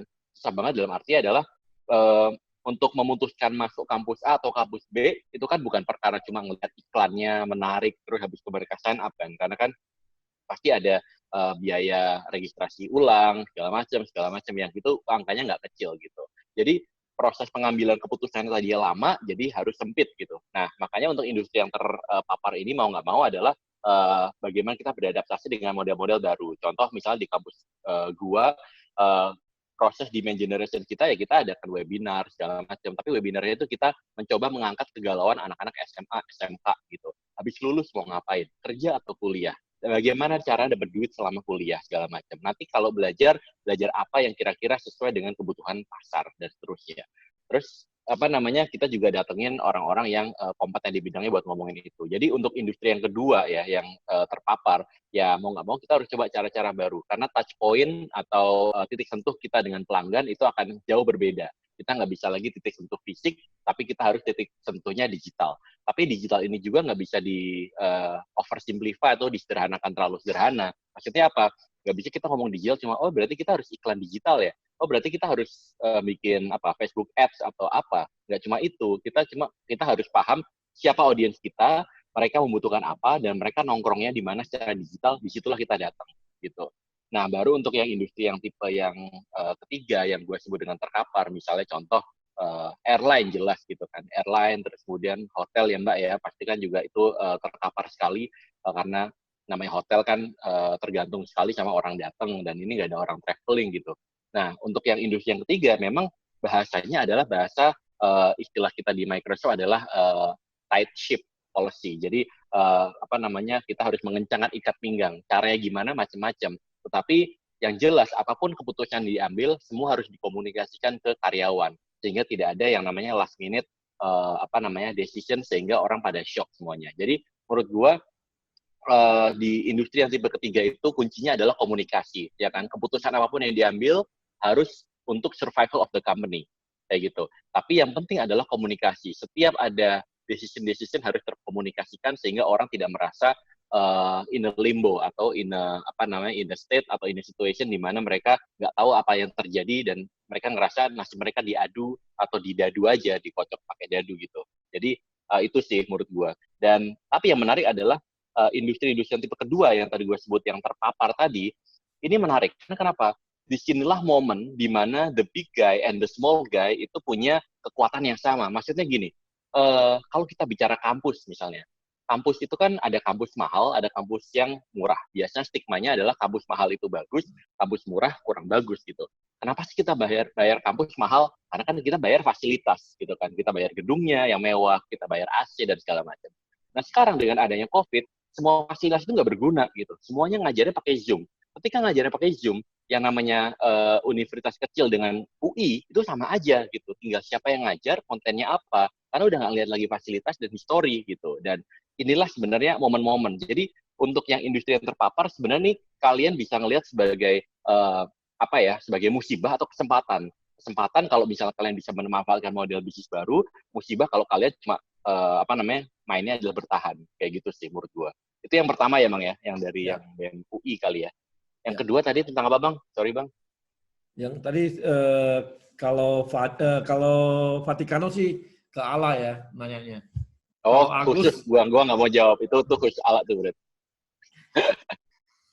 Kalau Agus tadi mirip ya, artinya ini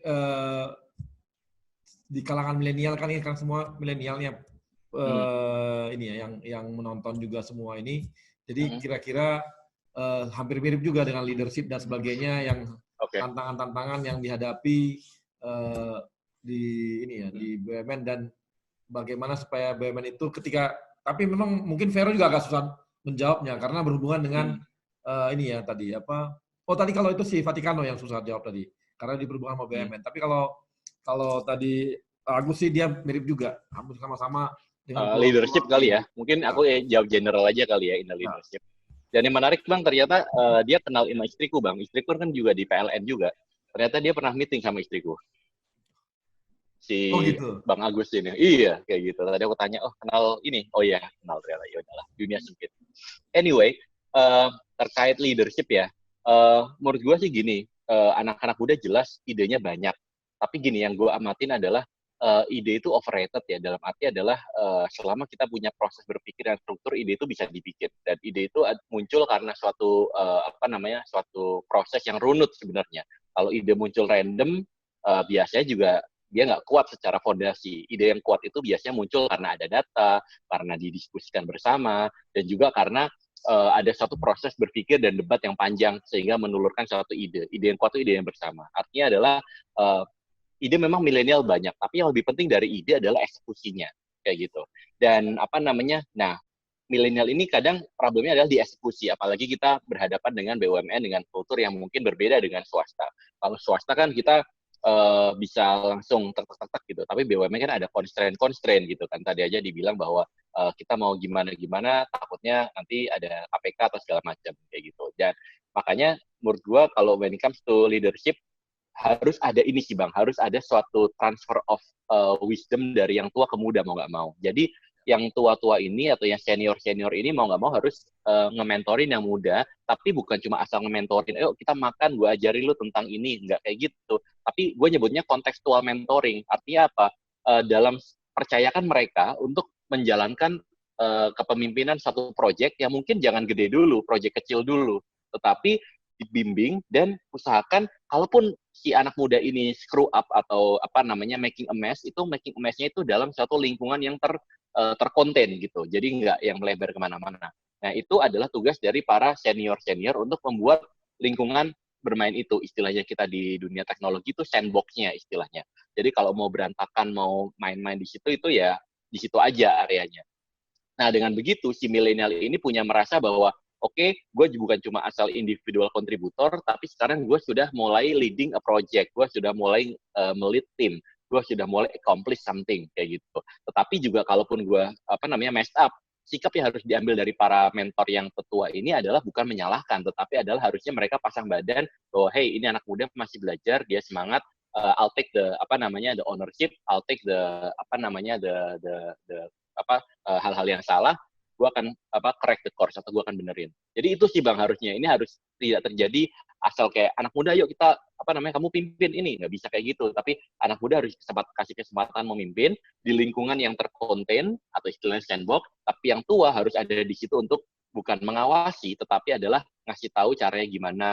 Kemudian biarkan mereka jalan. Ini kayak anak kecil lah Bang. Jadi harus dikasih kesempatan untuk jalan, kemudian naik sepeda, jatuh nggak apa-apa. Yang penting jatuhnya itu masih di aspal, bukan di jurang kayak gitu. Jadi itu sih Bang menurut saya.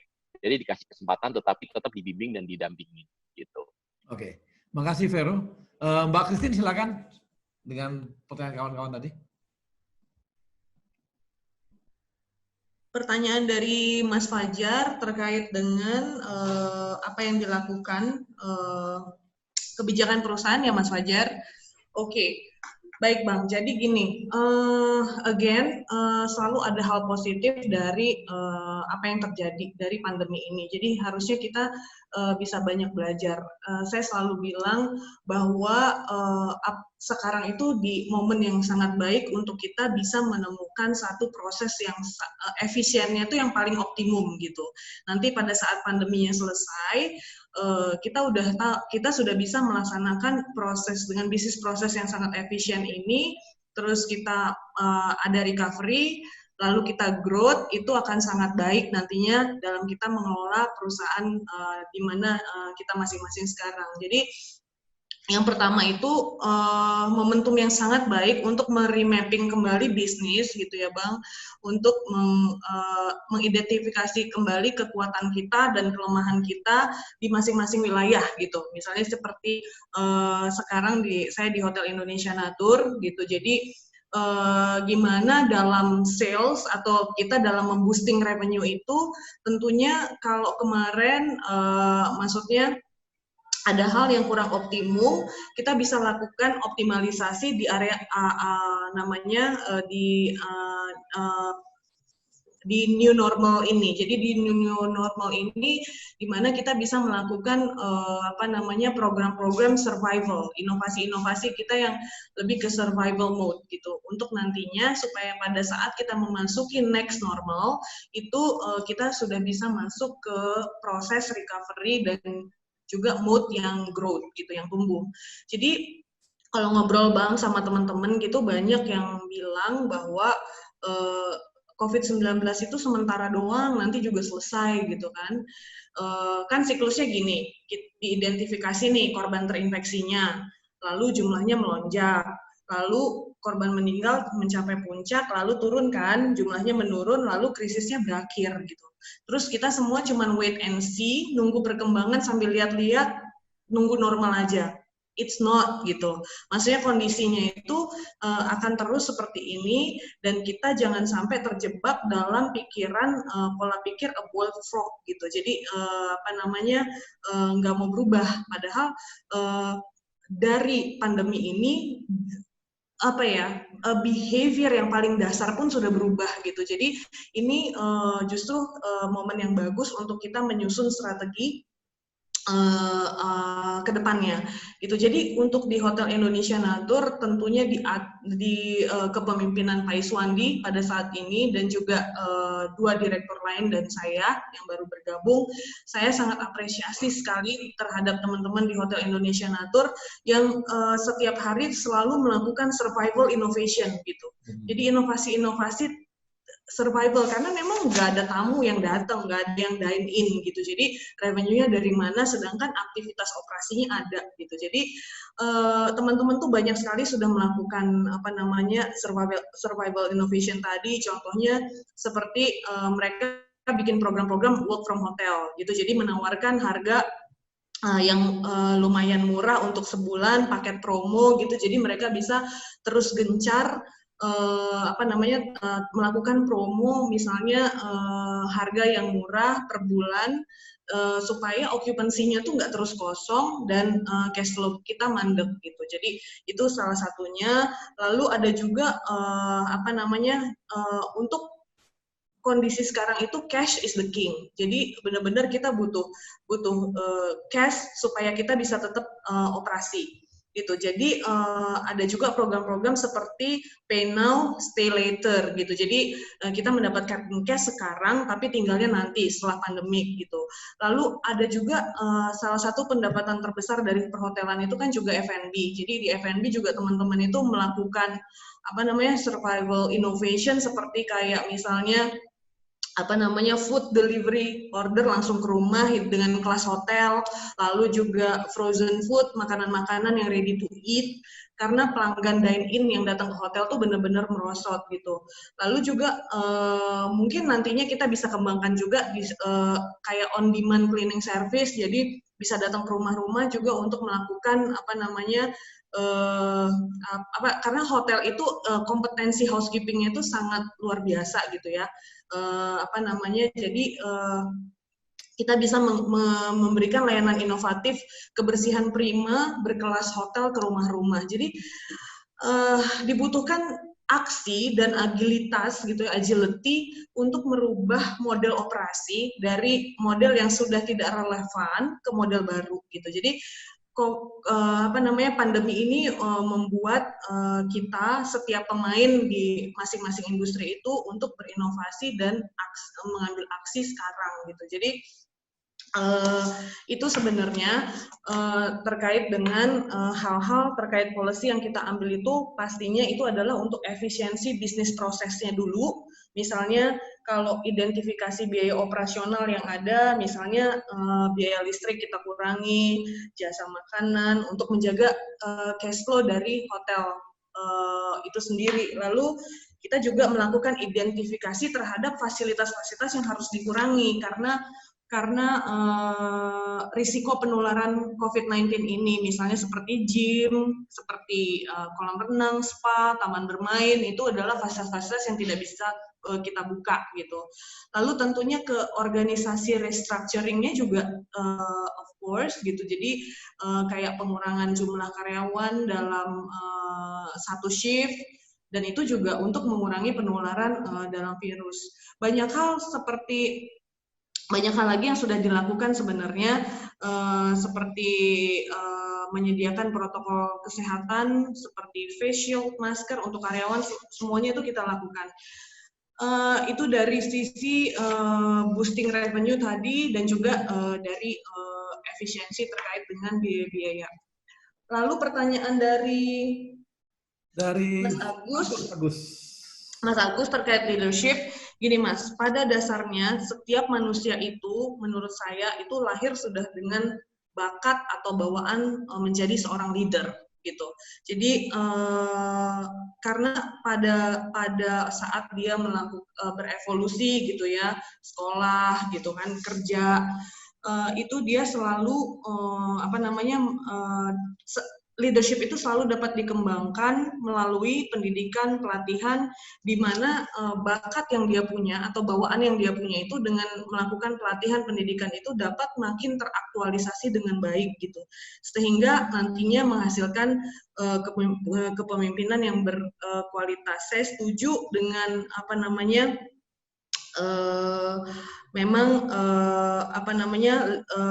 jika itu kembali lagi sebenarnya kepada diri masing-masing gitu loh. Jadi intinya adalah dia punya bakat atau bawaan itu, dan tergantung dari seberapa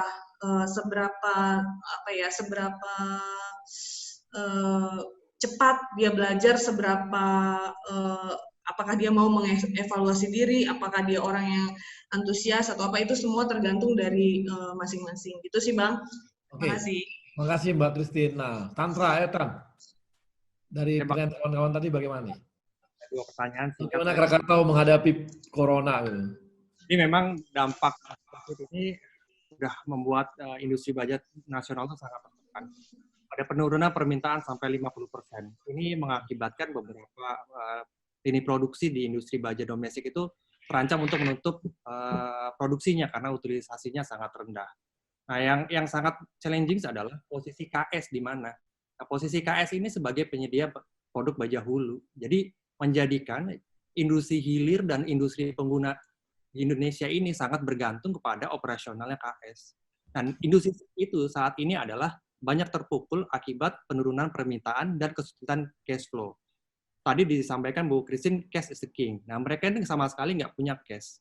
Nah, kami di KS sebagai BUMN strategis perlu melakukan sesuatu untuk memperbaiki ini dalam upaya pemulihan ekonomi nasional. Apa sih yang kami tawarkan? Kami menawarkan konsep gotong royong. Kami ingin melakukan relaksasi pembayaran kepada industri hilir dan pengguna untuk menggerakkan kembali roda perekonomian. Karena industri baja kembali itu mother of industry. Multiplier-nya sangat luar biasa. Nah, upaya-upaya ini yang kami lakukan dalam rangka memberikan stimulus kepada industri hilirnya, sehingga akibat ini tercipta sinergi yang saling menguatkan untuk pemulihan industri baja domestik dan ekonomi nasional.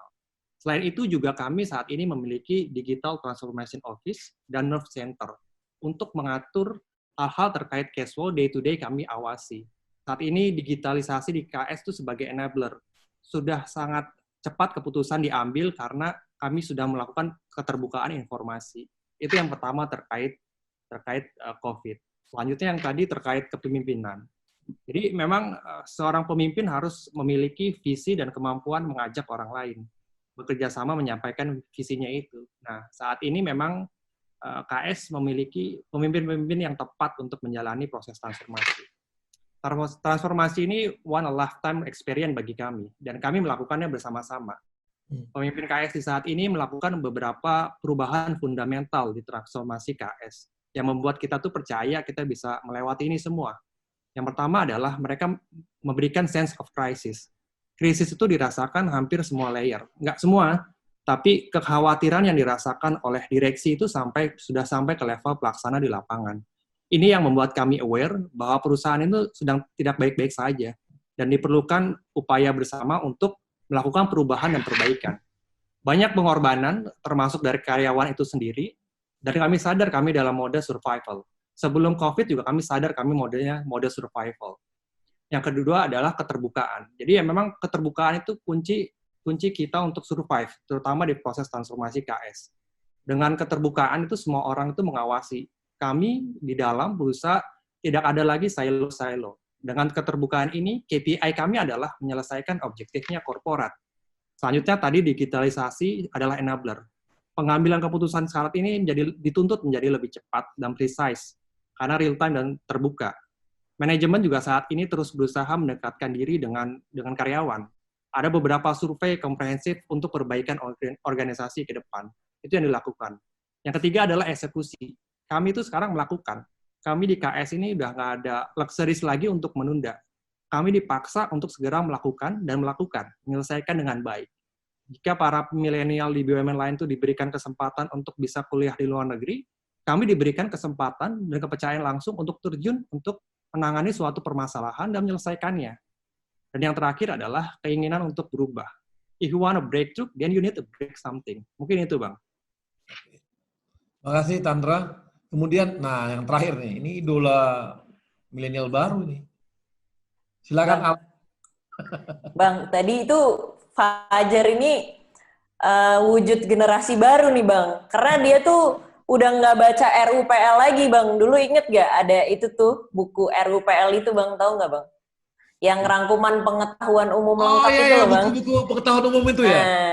Dulu generasi gue tuh bacanya buku RUPL, makanya nggak sepinter Fajar. Kalau Fajar sekarang udah nggak baca RUPL, nonton TED Talk gitu, jadi bahasanya bagus gitu kan. Beda banget gitu, kayaknya ada gap gitu generasi kita. Oke. Ini jujur aja ya, ini jawaban buat Fajar mungkin sebagai entrepreneur nih, jawaban lagi pakai topi entrepreneur ya di Binar Academy. Jadi waktu pas corona tuh kalau nggak salah kan tanggal 17 Maret itu kita udah ngumumin WFH. Terus karena di Binar nih kita emang udah biasa WFH sebenarnya, karena kita punya site di Jogja, kita punya di Batam, jadi kita udah biasa lah kalau meeting tuh di hangout, di segala macam ya. Terus gue tuh lagi pagi-pagi gitu di rumah, lagi tidur-tiduran di sofa gitu. Terus teman-teman gue, jadi kita tuh ada grup namanya Go Mafia grupnya gitu. Go Mafia tuh jadi ex Gojek yang udah jadi entrepreneur gitu. Terus teman-teman di situ semuanya udah kayak, udah pada bikin bisnis continuity plan belum gitu. Terus gue dalam hati kayak, kok gue nggak ngapa-ngapain gitu kan. Barulah di situ gue langsung kayak, oke nih gue harus melakukan sesuatu gitu. Kenapa gue nggak begitu panik? Mungkin karena industrinya Binar itu yang salah satu yang dapat berkah sebenarnya karena COVID ini gitu. Karena kan memang waktu dulu tuh kita 3 tahun memang sekolahnya tuh via offline, tapi perlahan-lahan kita memang sudah mendigitalisasi dan pertemuan tatap mukanya juga sekarang udah online gitu. Jadi kita salah satu yang tidak begitu terdampak, walaupun waktu awal-awal ada beberapa bisnis lain kita yang memang sedikit terdampak, tapi kuncinya adalah waktu itu kita benar-benar langsung adapt gitu, langsung benar-benar agile gitu, dan yang paling penting adalah di saat kita mencoba sesuatu yang baru, memang kita nggak akan tahu nih hasilnya akan bagus atau enggak gitu. Dan awal-awal kita nyobain bisnisnya di shift, itu awal-awal memang masih sedikit yang datang segala macam. Tapi yang paling penting sebenarnya dari yang namanya agility itu adalah, agility itu bukan berarti kayak kita bikin apa-apa tuh lebih cepat gitu. Kalau orang IT tuh kalau kadang-kadang suka di ini selalu, kan udah pakai agile, harusnya bikin app-nya lebih cepat gitu. Nah, itu pemahaman yang salah tentang agile. Tapi agile itu sebenarnya kita itu sangat menghargai proses dan iterasinya tuh sangat cepat. Jadi di saat kita nge-launch sesuatu terus masih belum berhasil, kita gathering feedback segera dan kita improve terus-terusan. Nah, that's the essence of agility sebenarnya. Dan itu di saat seperti ini, itu saat-saat yang benar-benar kita harus lakukan gitu. Benar-benar agile, kita dapat cari terus feedback dari market kita, dan ya how the market react to our new products gitu. Dan akhirnya Binar dulunya kita punya acara-acara yang offline, itu paling sekali kita bikin workshop itu biasanya cuman yang datang kayak 60, sekarang bisa sampai 3 kali lipat gitu kan. Jadi itu sih kira-kira kita punya COVID Project 19. Dan ini yang menarik dari Bro Vaticano. Opportunity yang kadang terlewat dan diambil oleh sektor private ya. Karena ya salah satunya kan kita punya birokrasi yang panjang, dan kadang-kadang ini juga sih yang memang saya lihat di BUMN ini ya, kita itu kan bukan, kalau misalnya melakukan kesalahan yang besar tuh bukan cuman potensi dipecat tapi bisa masuk penjara gitu kan. Nah, ini yang apa yang saya dengar nih dari teman-teman BUMN yang benar-benar ngebuka mata saya gitu. Dan itu yang menjadikan mungkin fear di kita nih sangat besar, fear of bikin kesalahan gitu, sehingga akhirnya inovasi tuh mandek gitu. Dan itu saya baru paham gitu, historically ini seperti ini, makanya inovasi itu mandek. Nah, bagaimana caranya kita melakukan ini? Jadi sebenarnya inovasi itu nggak melulu tentang ide baru, produk baru, tapi bisa kepada proses gitu, kepada birokrasi. Nah, kalau kita kadang-kadang tuh ya, kita melakukan suatu hal yang sebenarnya ini tuh udah nggak relevan lagi dengan masa sekarang. Contohnya kita ngikutin SOP yang ada gitu. SOP ini siapa tahu nih udah nggak relevan di masa sekarang. Jadi itu yang mesti sering kita lihat gitu, kayak apakah yang kita lakukan udah berpuluh-puluh tahun itu masih relevan nggak? Saya paling suka banget sama Elon Musk punya teori namanya First Design Principle, di mana dia itu selalu melihat sesuatu kemudian dia breakdown lagi nih. Items-itemsnya apa, kemudian dia lihat lagi, dia lihat core issue-nya sebenarnya apa, dan dia ulang lagi, mungkin dari yang masalah yang sekarang ada, solusinya udah bukan yang SOP yang harus kita lakukan kemarin gitu. Nah, itu yang mesti terus kita dorong gitu, karena kalau misalnya kita juga sebagai orang BUMN itu menunggu terus-terusan siapa yang mau nge-break ini semua. Nah, teman-teman yang dari jajaran di bawah pun sebenarnya bisa melakukan itu gitu. Dan harus berani memang melakukan itu gitu. Jadi proses itu yang coba kita lihat lagi gitu. Dan again yang tadi tentang agility, bahwa kita harus terus, jadi gini, kayak di Mandiri Capital, of course kita pasti pernah melakukan kesalahan, kita pasti pernah invest di perusahaan yang memang kurang baik gitu ya performance-nya. Tapi kesalahan itu jangan kita lihat lagi sebagai kesalahan yang harus kita blame semua orang, tapi bagaimana kita mengambil lesson itu, kemudian lesson itu kita tambahkan di proses yang kedepannya gitu. Jadi itu sih, mengambil lesson dari kesalahan-kesalahan itu yang harus kita tekankan gitu. Nah, kemudian Mas Agus sedikit aja ya, kalau mungkin aku ini kan salah satu mentinya Mas Nadiem Makarim gitu ya. Jadi apa yang aku lihat dari seorang Nadiem waktu membentuk aku menjadi seorang leader, itu adalah yang pertama, dia itu kayak dia itu meng-unlock potensiku gitu. Jadi bagaimana dia itu pintar banget ngelihat ini orang nih potensinya ada di mana, dia coba unlock dan dia ngasih trust yang besar banget. Jadi Nadiem itu yang paling aku idolakan, dia itu paling bisa naruh orang yang tepat di tempat yang tepat dan di waktu yang tepat. Jadi bukan dia nggak selalu ngambil orang yang terbaik, tapi dia tahu tempatnya dan waktunya yang tepat gitu. Nah dengan kayak gitu dia bisa meng-unlock potensi orang itu dan dia ngasih trust yang besar untuk kita bisa melakukan itu gitu. Dan karena kan setiap leader mungkin nggak pernah ada di tempatnya yang dia akan tempati gitu. Tapi Nadiem itu bisa ngebawa orang seperti itu. Dan dia juga sangat influencing banget orangnya.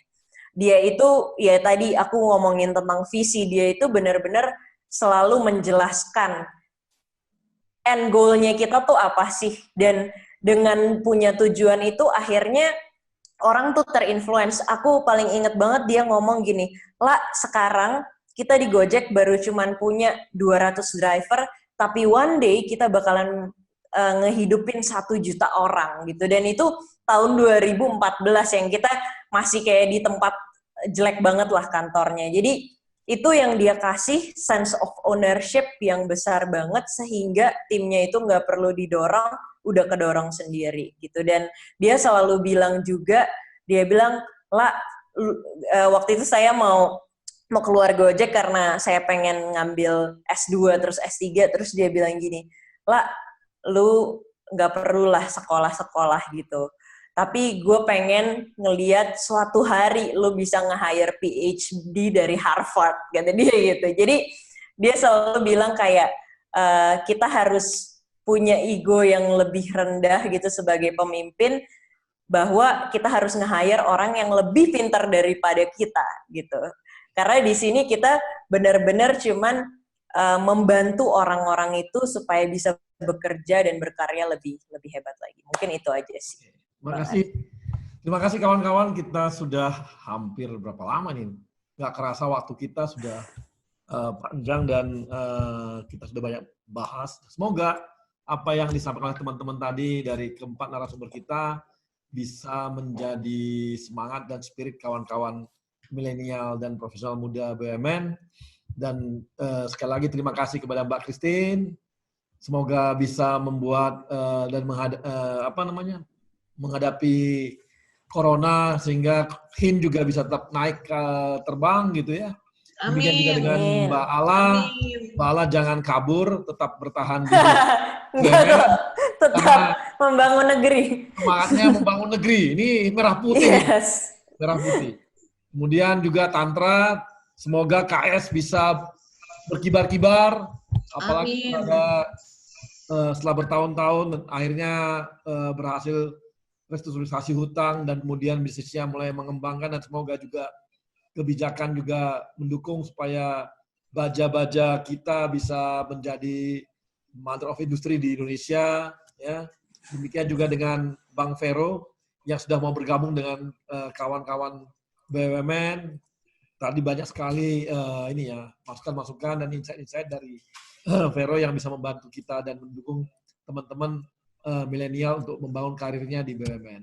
Dan kepada teman-teman dari sponsor, terima kasih kepada Krakatau Steel, kemudian kepada Bank Mandiri dan Semen Indonesia yang telah mendukung acara ini. Dan kita akan dihibur oleh band. Ada bandnya sekarang nih. Dari band Pas 1, dari Pelindo 2. Ini adalah kawan-kawan milenial di Pelindo 2 yang menghibur kita. Dan kita dengarkan. Dan sampai bertemu di program Indonesia Muda Club episode yang keempat dalam waktu 2 minggu mendatang. Terima kasih.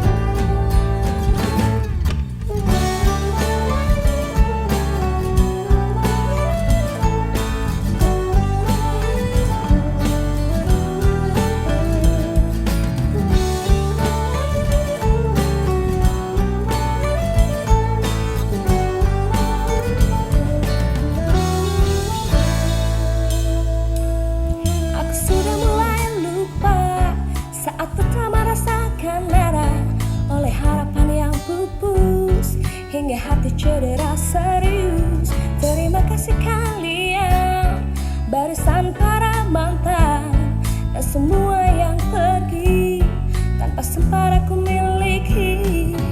Tak satu pun yang aku sesali, hanya membuatku semakin terlatih. Begini rasanya terlatih patah hati, hadapi getirnya, terlatih disakiti, bertepuk sebelah tangan, ditinggal tanpa alasan. Penuh luka itu pasti, tapi aku tetap bernyanyi. Lama tak ku dengar tentangnya, yang paling dalam tancapkan luka. Satu hal aku tahu, terkadang dia juga rindu. Terima kasih kalian, barisan para mantan dan semua yang pergi tanpa sempat aku miliki. Tak satu pun yang aku sesali, hanya membuat semakin terlatih. Beginilah rasanya terlatih patah hati, hadapi getirnya, terlatih disakiti.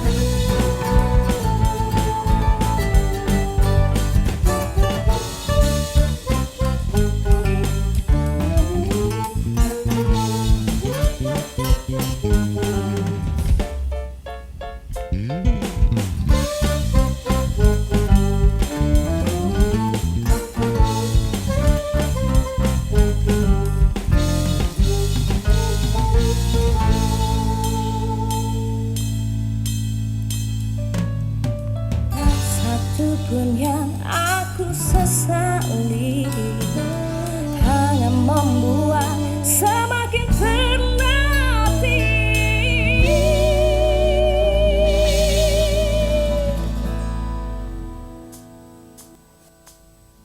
Begini rasanya terlatih patah hati, hadapi getirnya, terlatih disakiti.